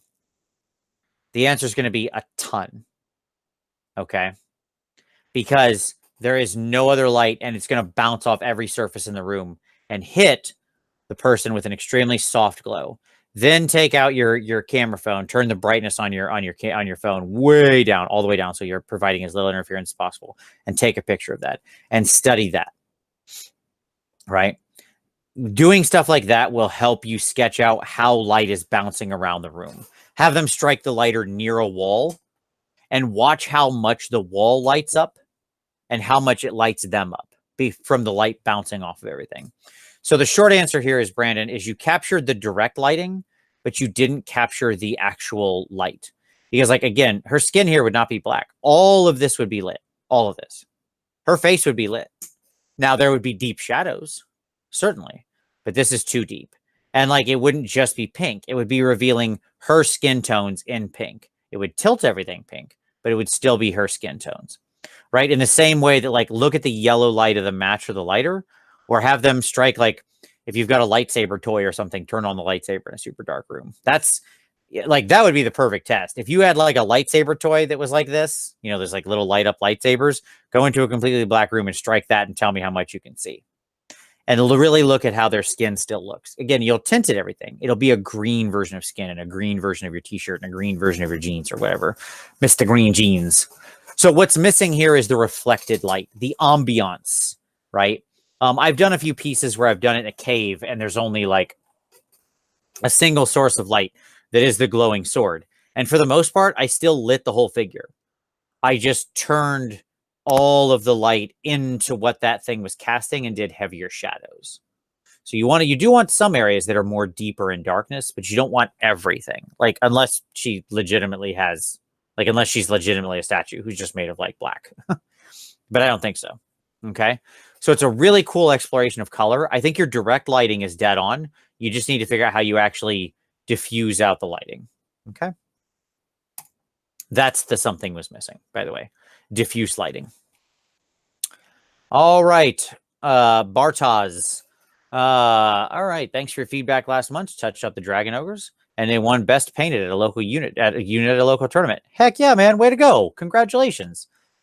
Finished painting your first ever banner. Looking for some feedback on it.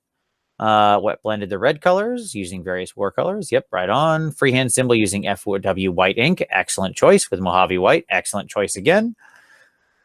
Glaze the thin agrax so the parts should be shadowed. Yes, yes. Okay. Yeah. Yeah. All right. Well, let's take a look at this. I mean, I think my advice is this looks pretty great. Okay. So, yeah, like as far as the symbol goes, it's really good. Love the way you built the shadows back in.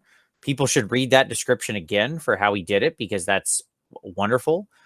I think the skeleton looks, the bones and skulls look fine. You can smooth out a few of your transitions, but, you know, it's fine. Good contrast, good variation on the bone. Really good separation of the elements between the string and the face. Nice, deep shadows and things like the teeth separation. All that's wonderful. You could pop the little threads up here a little more, like even if you just hit the top, like white dot, white dot, white dot, white dot, white dot, white dot, white dot, white. You get what I'm saying? Okay, so here's my biggest advice. This is a Unger, and he is a little weedy fellow. All Ungors are naturally weedy fellows, and naturally weedy fellows often probably drop big, heavy banners, and they're just not. They can't be relied on for anything. So my best advice is where you can go with this is to make this a little more interesting is to scuff up, rough up, and mess up the bottom of the banner where he's, you know, he's going to move this thing back and forth. It doesn't always stay in this position. He's probably a lot of times like he'll let it tilt forward. He'll let it drag in the mud, having some dirt, some dust, some grit and grime up here on the bottom, liquids that have soaked up through some carefully applied washes, some pigment applied down here, anything you want to do, some stippled paint, some splattered mud. Very subtly, you can pick a choice. It could be just like a little bit that's soaked up in the edge, especially down on these parts where it's most commonly would have hit, or you could go real far with it. But that would be, I think, the next place to go is make it a little more interesting because it's just a big flat piece of cloth. And that kind of weathering, then again, over the freehand will sell it more. For instance, if there were like a mud splatter coming up here or something, so the freehand had mud splatter over it, now we've added another layer of realism to it. So, but overall, good stuff. Congrats on the ogres. Okay, Dave. Long time since his last submission. All right, this is his first try on a Kadai Fireborn. The idea was that the fire is the hottest in the center where the armor is. Got it. It's a little bit colder the more it moves away. Okay. What do you think? So I actually went for heavier and more rough application of the reds and browns on the fire to give him a more wild look. Some materials that are already burning and charring. Okay, so let's take a look. Creatures made of fire. Oh boy, are they fun. So my answer is tonal variation. I mean, it's just more. Your base concept is correct. I need way less yellow. I would challenge you to go find me any fire in the universe that looks like this, that has this much yellow, especially this color yellow in it. Like, go look at fires. Google fires. Burning fire.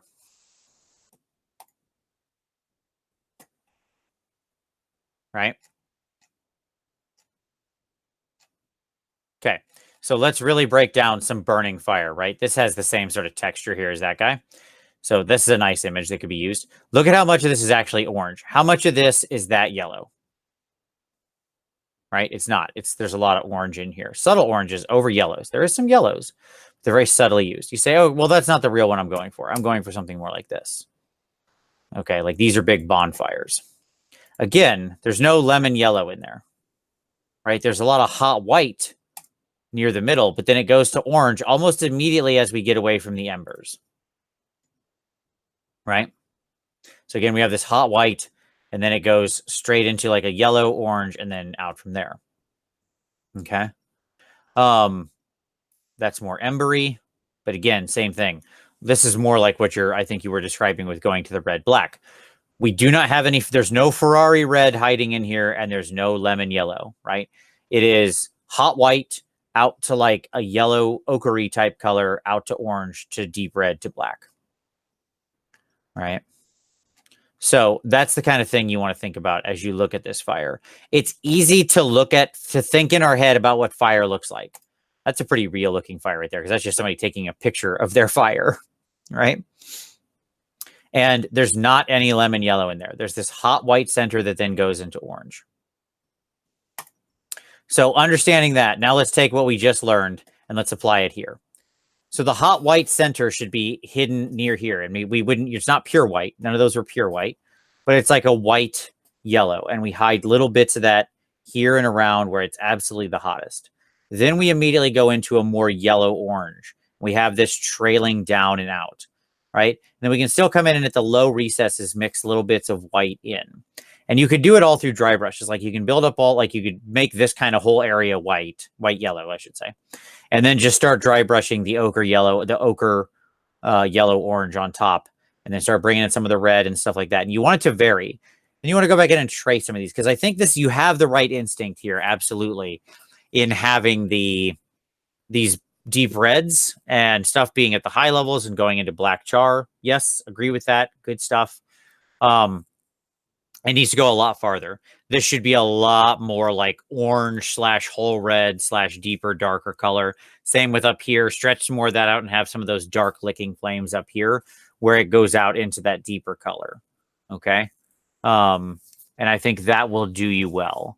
So that's my biggest piece of advice is right now there's just way too much yellow in here. So wheel that back like we talked about. You should be in a better, and up your deep orange, whole red to sort of black char, black, brown, red char, and I think you'll be in a better place. Okay. Quinton Alexander finished his Knight Castellan. Would like some feedback on the bluing on the barrel of the Volcano Lance and his first attempt at OSL on the Plasma Decimator Cannon. Okay, sure. Let's talk about Plasma. Plasma is fun. All right. Wait, hold on. I want to make sure I understand both things. Oh, bluing on the barrel of the Volcano Lance. Okay, and then an OSL on the Plasma Decimator. Okay, great. So we'll take these individually. Now I understand. Yeah, I mean, you've got too stark of a line here. So he was going again for like the heated barrel effect. I can see the sepia to purple to a little bit of blue, more black, more char, a little more stronger blue, and the sepia should be smoother. You did this with a brush, not an airbrush, obviously. If you're going to do that, you need to really feather out the edge of the brown into a really thin, slight filter. So that's my recommendation. That being said, good work on the panel lining on the metal and stuff. That looks really nice. So that's good. Let's talk about glow. Okay. What you need is probably a slightly darker ring around inside. Things look brighter when they have a darker rim. Glowing eyes need an actual dark circle around there. Same with plasma. This needs to probably come up a little more here, like a little very pure white kind of hit line right here. And then I think your blue is mostly fine. You got some nice white light catch on the edge, which I don't hate. It could be a little softer transition out into not glowing anymore. That is to say, your blue is still a little saturated, a little intense. So you could kind of thin that down a little. You want it to be a more subtle, like kind of passing of the blue as it fades out of its existence. But I mean, you've got the fundamentals all correct here. It's just really some sort of pushing that kind of stuff. Yeah. So there you go. All in all, cool night, man. And hey, I always love to see another night finished. That's any day where a night gets painted is a great day. So well done. All right. All right. Mohammed says his 21st painted miniature ever. How long are you going to keep tracking that? No, just joking. That's cool. Second attempt at highlighting. It's not as clean. All CNC welcome. Okay, great. So let's take a look. Well, first of all, I mean, this is a very early miniature, clearly at 21 miniatures, but it looks really nice. What I really appreciate, Mohammed, is that you do have a very clean application of your paint. Like looking at it, you have some excellent brush control, and that's great to be established this early on. I'm looking for like paint out of place, not really seeing it. So that's well done. With blues, they can be tough to highlight because when you go into a highlighted blue, you're adding white. You're getting into sky blues. Those are very stark. So what you want to do when you do something like this is like add that brighter blue and then glaze your midtone, which doesn't have that white in, back over it. I think your edge highlights here are nice. They're actually quite sharp and subtle. So I think that's good. Yeah, I mean, my basic advice is a little more tonal variation, actually probably more in the shade than in the highlight.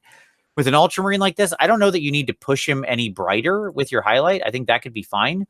But what I'd really like to see is more shadow. So taking this blue and mixing it with a slightly darker blue, a blue-black, a blue-purple. You get the idea. Something dark.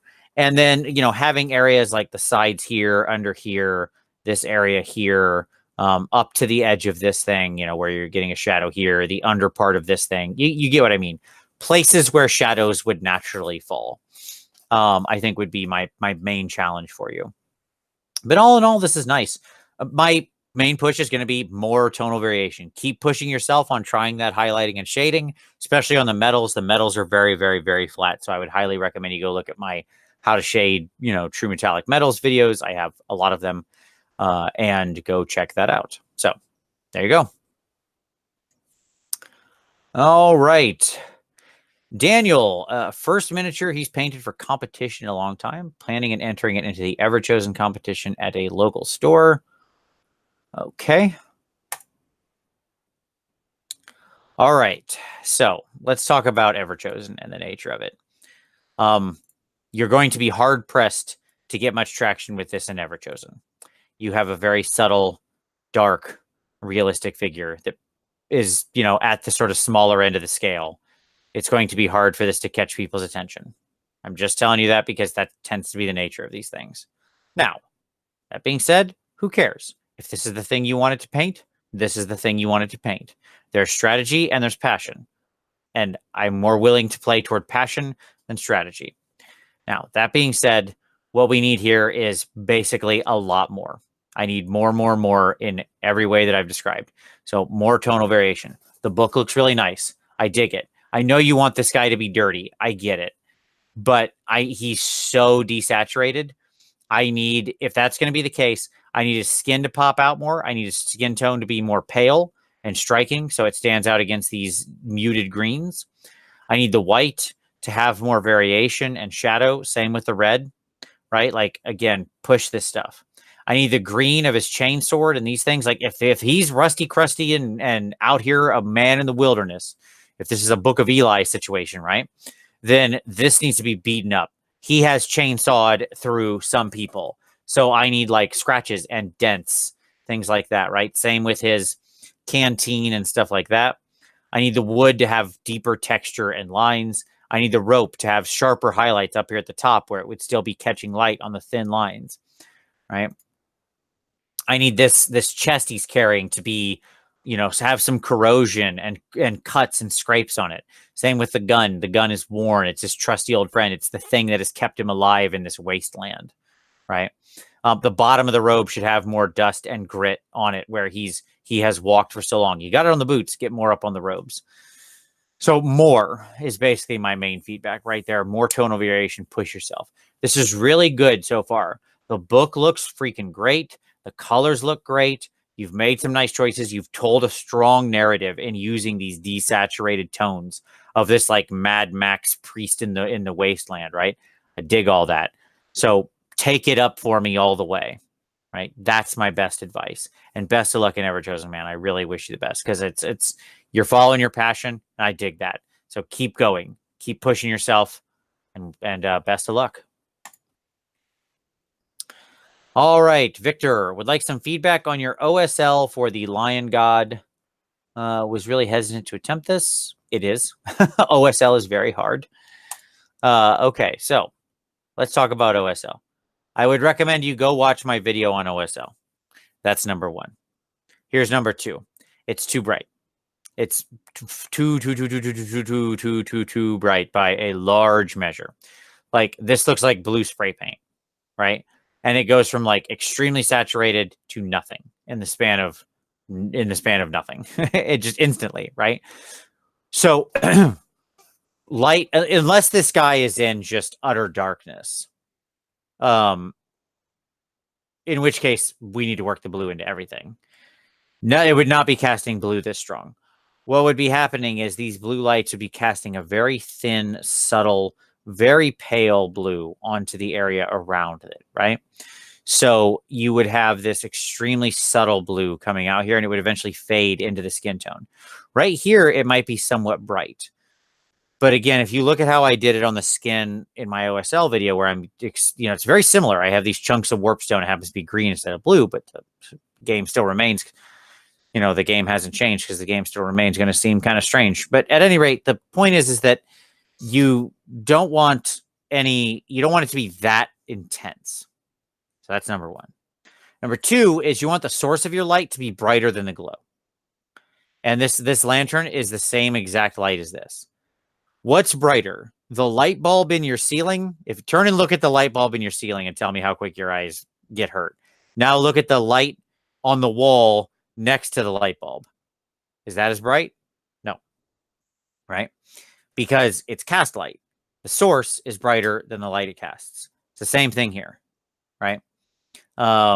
So like my advice is, again, just like I said earlier, put your physical arm up next to a colored light in the middle of daylight or something, or in the middle of a lit room, and see what it looks like. Right? You can test this with all sorts of fun ways. There's all sorts of interesting ways to get light. Like take a flashlight and put it behind a red piece of clear something, and then look at how it turns your skin red.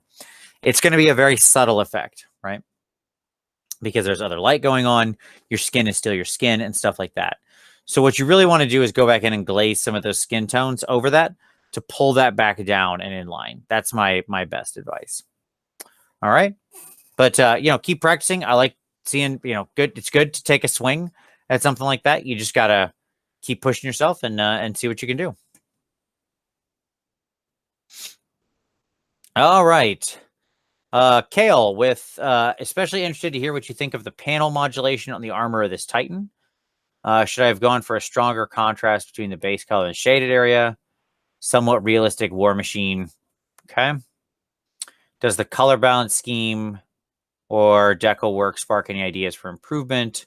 Oil wash is exclusively for shading. It does add a subtle worn effect, but admittedly some chipping and scratch on the armor plates to add more character. Well, now we're in my wheelhouse. So, Adeptus Titanicus. Unless this is it's not a full-size Warlord Titan. I had to look at it for a minute. I was like, wait a minute, is that? No. Okay. They really do a good job, though, of, capturing that.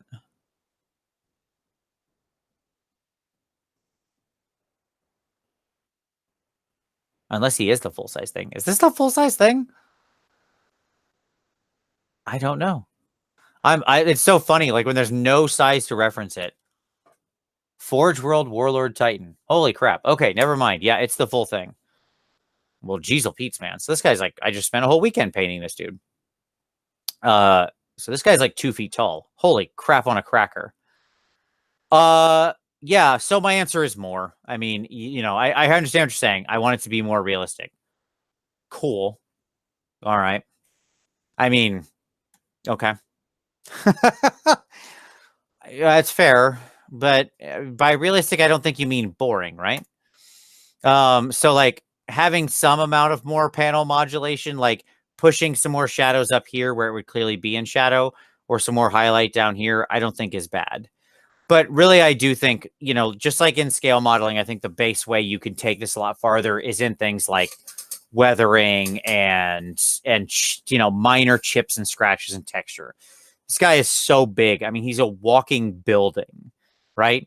And go look outside. Go walk out to a building in downtown in a city you live in and tell me what that building looks like. And even if your city's well cared for, right? There's going to be rain streaks and water streaks coming down the side. There's going to be little bits of organic growth on it.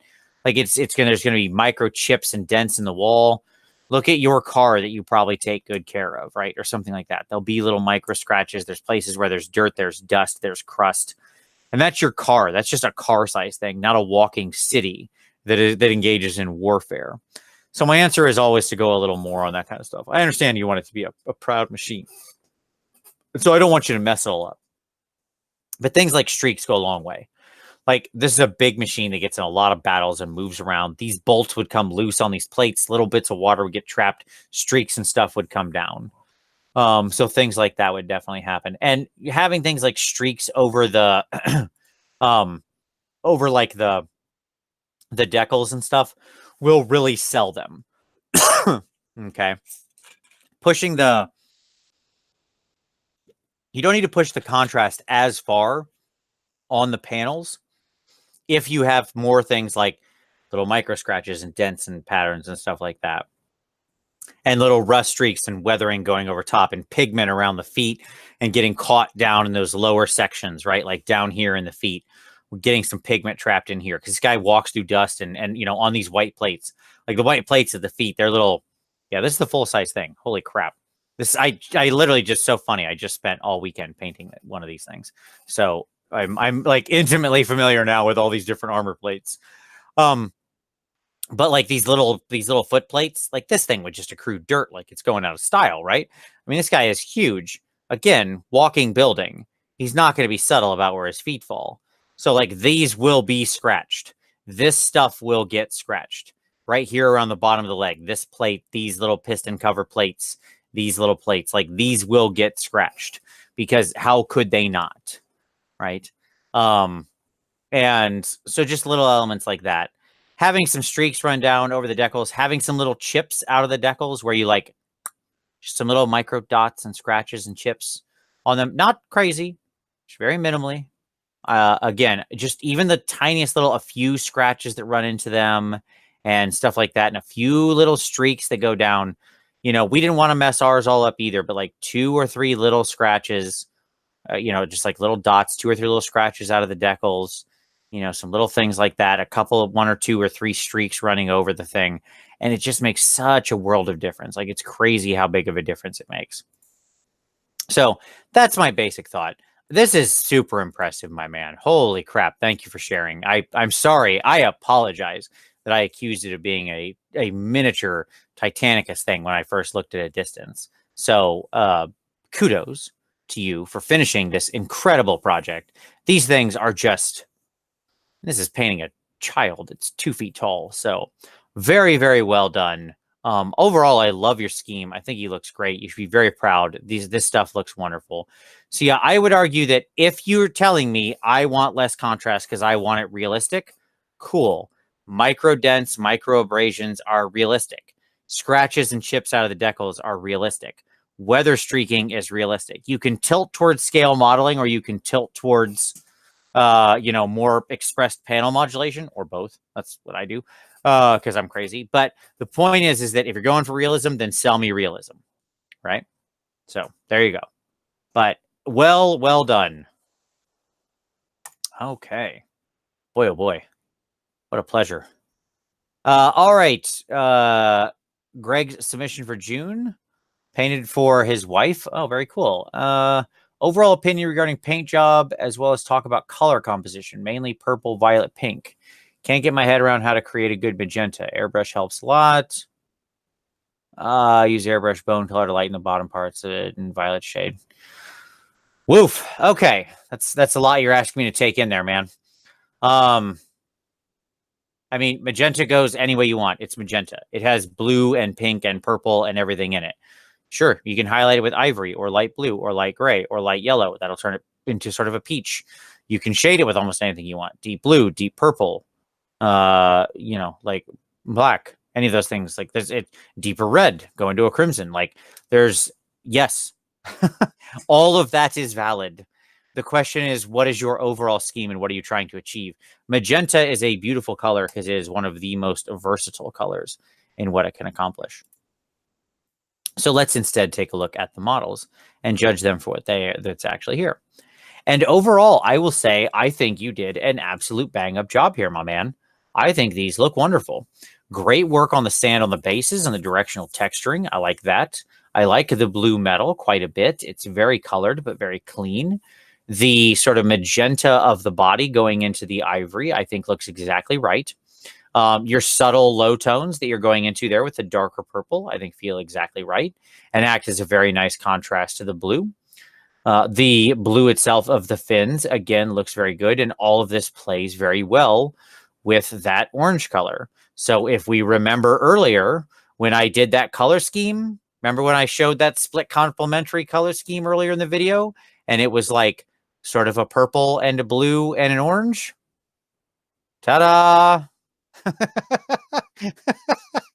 So yeah, it looks great, right? It's a good color scheme. That's not, I mean, you have, I don't know if you exactly planned it, but compositionally, I think you're right on the money here, man. So I think this is wonderful. So I think your tones are very good. I think you're moving in all the right directions. If you want to push a few things, like the metals could have a little stronger darkness in them. So you could push some shading in there more, darken them up just a little bit. Like maybe the slight additions of some blue, black or something into some places. Some of the leather could have a little more scratching and hashing in it. Just it's nice. You got a nice edge highlight. You could add a little texture there if you wanted. But overall, these guys look really good. I like the color. I think it works well. One thing you could do, by the way, to tie the rider a little more into the eel is you could have a pattern of this orange color you've got up here on the eels. Like that could be their stripes. They could have stripes or polka dots or little triangular dots or striped dots or something of this orange color. And then you would be really bringing all the figures together. You would also be adding a little bit more of that orange for a little more balance. So, and plus eels with patterns look super cool. So just another thought. I mean, it's not a need to have, it's a nice to have, but yeah, overall, really, really great. Good stuff. All right. Keeper O Secrets. Excited about this. Please critique this whole piece. Okay, buddy. Sure. Only because I know this model like the back of my hand. Particularly the non-metallic metal on the chest pieces, techniques or color palette thoughts, maybe bits I could revisit without surgery. I remember your critique about adding flesh-colored tones to my last mini, but the flesh on this one was complete before I watched. Could tack those tones in without completely repainting the flesh. No. Yeah, I mean, sure, you could glaze in some flesh tones into there. These are your other colors. Sure. You could get your airbrush and be very subtle about it. Tons of ways. All right. So let's talk it through. All right. So non-metallic metal first. Will it blend? Yeah, I mean, I think overall you're going for this nice dark black gray stuff. I think for the most part, you've got your highlights placed quite well on the armor. I'm just kind of scrolling through this, looking at the armor, seeing what catches my eye. And yeah, I feel like that works for the most part. I think the pink would look better if it had a darker ring around it. So you may want to like dark line with a very, very deep red, the edge of the cuts in here. That occurs to me. I love the blood dripping out of the eyes. That looks really nice. The flesh is still rough because you're going in this purple. I just did a whole keeper in this color. I know how hard this is to blend. Take your deeper purple here, glaze back over this stuff because you're never going to get a smooth blend out of this because light gray or white purple is the starkest color to blend with. So there you go. So you have to glaze back down with this purple. The pink of the eye, like the pink of the hair and all that works really well. Color balance is fine. Let's see. What else did you specifically ask for? The giant sword is boring. I would love to see more going on there. Like this is pretty flat. So like you added the pink, but it's a big hunk of metal. More variation in that, more addition of color, subtle glazes of color in, I think would really help. This non-metallic doesn't sell as well as this. Here you had these very clear angles to work with. With this one, not as much. Like I need more subtle transitions here. We're really, really stark. And then we just suddenly go like black, black, black, gray, white, boop, boop. Like you can have a short reflection point, but I still need to have it be smooth. So like you could smooth this out and keep the same distance, but you still got to travel through all the steps. So like I need a black to a black gray to a black gray gray to a gray gray to a gray gray white to a gray gray gray white to a gray white white to a gray white white white to white. You get what I mean, right? The point is that like you still got to take every step. You're just taking them smaller. On the hair, I don't like the stark transition. You need to, I like the idea of going pink to green. Super cool. Do more. Like have some of the green go up to here, have some of the pink come down to here. This makes her look like her hair is a bomb pop. I mean, that's you just made a bomb pop. I don't think you want a bomb pop, but she's got a bomb pop head. You don't want bomb pop head. Nobody wants bomb pop head. And then having a little more of this teal of the dress worked up in other places. Like honestly, these horn tips should probably be this teal of her dress. That would balance out nicely because there's, like they didn't need to be this magenta. You have plenty of magenta scattered around with the hair and the eyes and all that. So like that's well covered already. But that would be my thought. The flesh tones make purple easier to blend and stuff like that. So lessons for next time. You can use very subtle flesh tones and that'll help. But there you go. I would also look at adding some subtle red tones into the skin itself. Think of like a very, very, very, very, very thin glaze of some Carrionburg Crimson would be a very nice touch that would kick it up. That's a lot of feedback. I hope that's enough. That should give you plenty to work on. But I'm sure you get another keeper coming. We're all doing multiple keepers, right? Because keepers are cool. You can never have too many keepers. Keep the keepers alive. Okay, so Daniel, I had time to finish that treasure box gift for his nephew before moving the home mess. Paint bigger models. Trying to match the new Evo or airbrush. What works, what doesn't, where to push. Never did that kind of scenery before. Sure. So it's a Dino.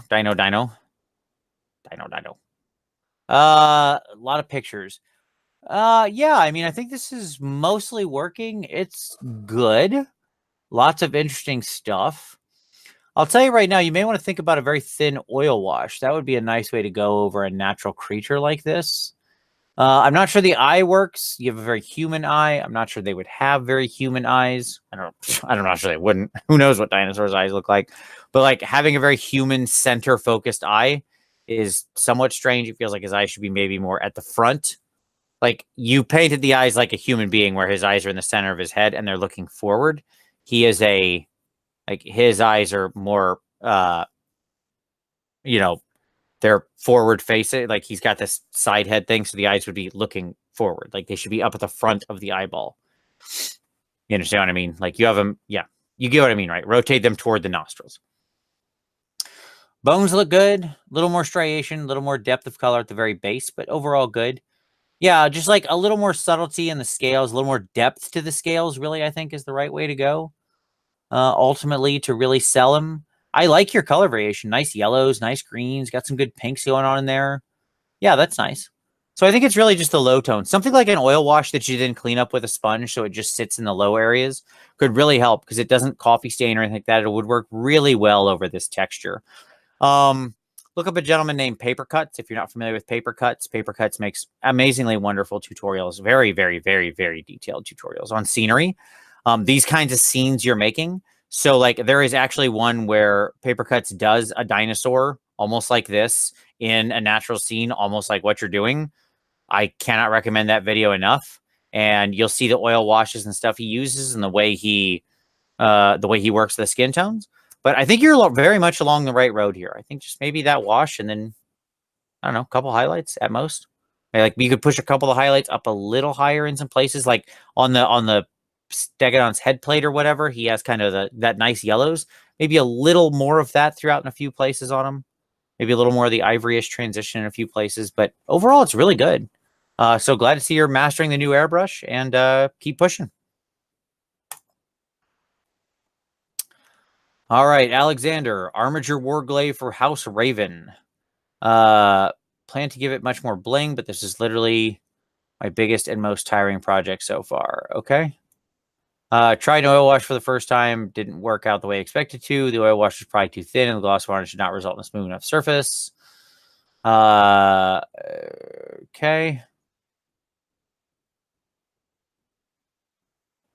I mean... so let's see. I like the grimy and worn look, though. I used black ink to better pronounce the recesses after the oil wash. Second, red is still a total pain to highlight. Tried to use reddish orange. Will skin tones work? Sure. All right. Third, didn't properly play in the composition of his base and had to add the whole back part of it with layer soil. Okay.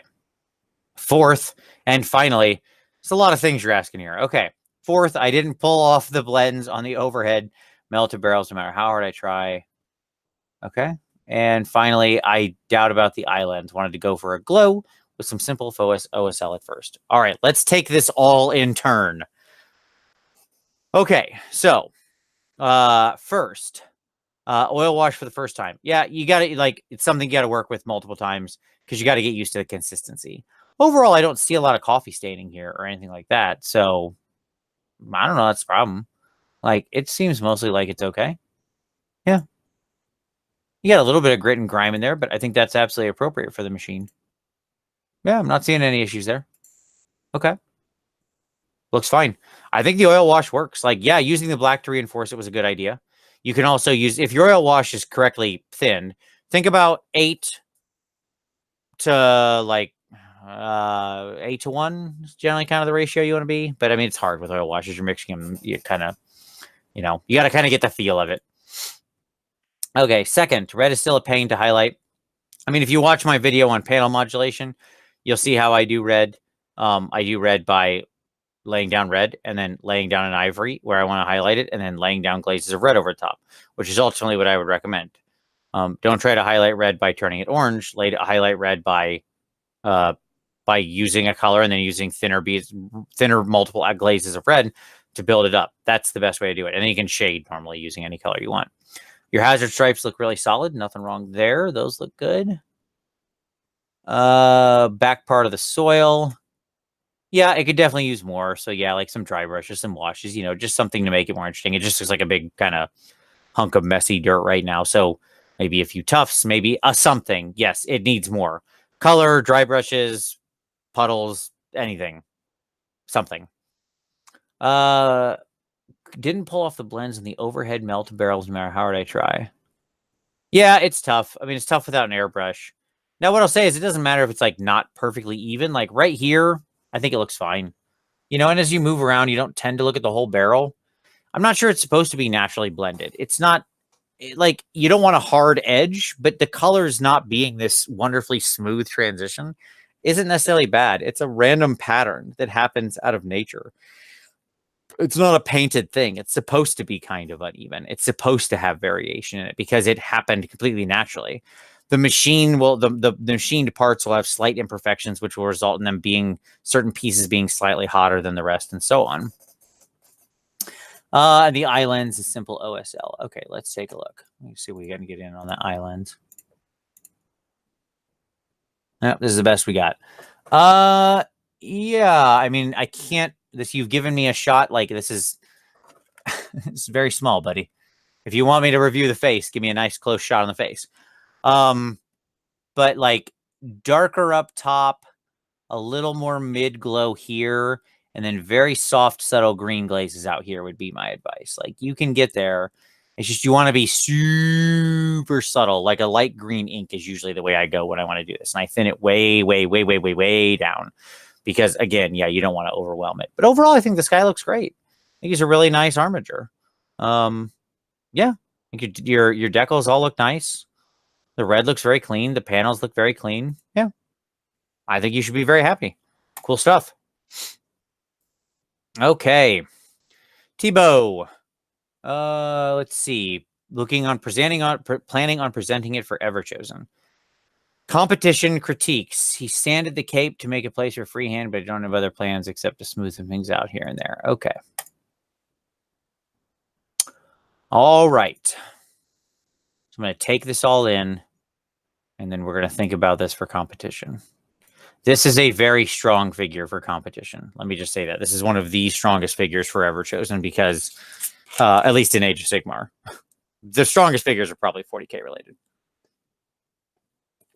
In a global vote situation, 40K just has a bigger following. Now that being said, I like a lot of what you're doing here, my man. A lot of it. The tones on the tails are rocking my world. The green, this undersea green is wonderful. The scales are absolutely knocking my socks off. I love the intermittent magenta scales worked in.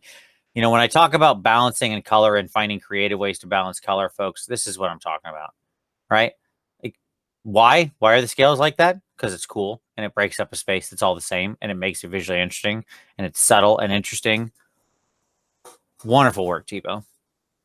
Now, as to the gold, the non-metallic gold is letting me down here a little. It's a little samey. I understand you're going for green gold. But it just doesn't feel like it has the contrast it needs. And part of it is the shape of this guy. It really makes it tough for it. So it's a little deeper in the shadows in some places. I think we need maybe a slightly deeper green black. to get that way down there. But I also feel like we need a little more highlights. You know, maybe the camera's cutting it out here. But like as it stands right now, the light point you sketched on the shoulder of the beast and its reflective scales is brighter than almost anything I can see on him. Right? It also feels like there's some edges that aren't done. Like it looks like they're there, but they're very subtle. Yeah, like here. Yeah, that's in there, I guess. I feel like maybe some light catches, pushing up some highlights and a few more deeper shadows is what we need to see. I really love the pink. I think the skin transition's really nice. But yeah, overall, it's a good model. Like I'm looking for any error in the paint job or anything like that. I don't see anything like that. The underbelly of this guy is great. The color striping on the tails is wonderful. Narwhal horn is good. Weapon is good. Lots of good reflections there. Nice patterning in the crest helm. Yeah, I think it's really just the gold. I think you need to pop some of the contrast up on the gold, Tibo. Beyond that, I think you're aces here, man. This is absolutely gorgeous. Gorgeous. The lighting of the underwater effect on the stone feels like it works. Really give that a good look. I can only see it from this picture. Show it to a couple other people in person and make sure they get the read on it. This part where you go out to pure white might be challenging. You may want to tint this just a little bit in this. Like here, you've got this nice blue-green tone because you're trying to capture like reflections, those undersea colors. You may need to tint this a little bit too, because where it gets into where it stops having this color, it feels a little bit more like kind of chalk lines drawn. So just show it to some other people and get some second opinions in person. That's a really tough effect to judge digitally. So that would be my advice. All right. Thomas, long bracket painting, but managed to finish this guy this month. It's a Knoll Chieftain from Bones. One thing you want to get feedback on, general feel and atmosphere of the mini. Is it cohesive and do the color choices make sense? Just one thing. Everything. Sure, man. All right. So, yes, it's cohesive in that it's all basically the same color. Like, that is to say, I understand it is not as a point of fact, but if I step back, if I lean back in my chair and look back here, that is a lot of very neutral, desaturated tones. The cheetah pattern is the brightest part. Everything like that red, pink, or whatever is very, very desaturated. I need like a bigger photo. Let me see if I can just pull this out here and get, because like it's not. Okay, now we actually have a picture I can work with. Yeah, I mean, like when I say it's very samey, I mean like it's quite samey. Like the fur is a very neutral yellowish sort of brown tone. So is this hair on top, his face, down here on his feet. And you got some brown leather straps, which are more neutral. The cheetah pattern goes a little more yellow, so that's kind of interesting. But then we've got a lot of like grays and browns here. There's nothing that's really doing a lot of work other than this kind of pinky magenta color, right? Which is, you know, sort of the standout color. My advice would be you want a little more variation in the fur. You can play with those browns and stuff, like I said earlier when I was talking about neutral tones, but they don't do a lot of weight. Having something like his mohawk have a different color would have been far more interesting. Popping that out and having that be a point of attention that draws a line straight to his face. Having his muzzle have like a native creature's muzzle where there's a lot of variation. The nose is very bright. The kind of goes to a dark thin thing at the tip of the mouth, at the maw, at the muzzle. You know, having those kinds of transitions throughout the skull plate over the eyes and things like that could be really good. The cheetah pattern looks nice. It feels a little out of place because it's so bright and so intense, and the rest of the model is so subtle. But it's not terrible. I mean, he looks like sort of a savannah hunter, right? Like I get the sense of him that he's like hunting across a savanna, across a plains type of situation. So if that's what you're going for, that works. The yellow light certainly makes it feel like a sunny kind of type of thing like that. But again, more variation is probably necessary. Yeah. So there you go. Hopefully that helps and gives you some thoughts. All right, Nick. Sorry about the picture quality. Fast work to let a friend borrow for attorney. Fire was done with video on fire. Skin was done with contrast paint. Why didn't I try the flesh tone contrast paint? So I used it on the tentacles and glazed it with fluorescent magenta from Vallejo. The snakebite leather did an amazing job on the leather holding the scrolls together. The rest is pretty standard stuff. Okay. Topic wish list. Color and lighting. Taking good photos, especially how to adjust for colors and extra steps to try on the next mini. Okay. Well, first of all, hold the camera still, which you didn't do here. So, number one, stabilize the camera. Don't hold it in your hands free. Set your hands on something. The answer is go to the Warhammer community site and read their article. They take you through taking photos using the simplest stuff you have. That is number one. Okay. So now, I mean, advice for where to go from here. Guess what? It's all tonal variation, like all of it. That's what you need. Like the red tentacles in the back, having them go out to a different color, having them become more flesh tone, more thin, more highlighted, more deeper shadows here at the base of the tentacle. The fire needs more orange, bring it up more into the orange here, and then needs to go up into some slightly darker red, brown, blacks up here at the very tips. A little more white heat down here. I mean, again, Tzeentch has this excuse to be a riot of color, and it somehow works because you just kind of work everything together. One thing I'll say is that this red, this hot orange red, doesn't really work here as well. Like if these were just the same purple pink as this, that would be a better fit by far, because then you'd have kind of this blue, green, purple, pink quadratic scheme type of thing going on. This when I see this color red in here, this warm red, it really doesn't work. So compositionally, I would kill that and use like what you did with the tongue. This model will feel a lot better if you go something like that. But yeah, more tonal variation on the robe, on the skin, on the tentacles, on the orb, on the swords, on the helmet, on the beak, everywhere. That's my basic advice. And then read that article. They can tell you about photos. All right. And then finally, Xavier, quick possible review of this tree man. The base was hard. The excuse for being late, not taking good pictures is you're not in your own house. I'll forgive you this one time. All right. So my best advice is, like overall, this is good. Now, when we're going to do this OSL trick, let's not just blast it with the airbrush. Okay. So let's talk about glowing stuff. First of all, you need more variation on the wood, more tonal variation on the wood. Start there. Okay. That's it being said. Let's talk about this OSL, the runes. Those aren't glowing runes at the moment. I mean, I know that's what you're intending because I know what those runes are, but they're not. That's just, he is blue right there. Abaddon, right? What you mean to have happen is for those runes to be glowing. But for that to happen, you would need light in the runes, then dark around it, on the edges of the cracks, and then a subtle pale glow to emanate out that fades into the wood in a much thinner glaze than what's here, right? And then you could go back. You can do some of that with your airbrush, but you got to get in there with your brush and make this the hottest spot that's glowing. And what I've often found you do with these runes is, since you don't have as much space to really darken every edge, you keep the center of the rune quite bright, like very white blue. And then you fade out to like some darker areas out here. And then you make this just kind of subtle. This is the brighter part around it. And then you fade the glow equivalently with the rune. Okay. So that would be my best advice on how you want to, where you want to go there. Now, the purple to magenta leaves. Hey, good. Great choice. Looks wonderful. Works great with the blue. No issues on that.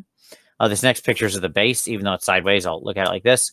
Again, more variation on the stone. I want to see more going on there. Greens, reds, stuff worked in, dirt, anything. But I like the base. I like what you've constructed there. That looks nice. I like the different use of the tufts and the leaves and the moss.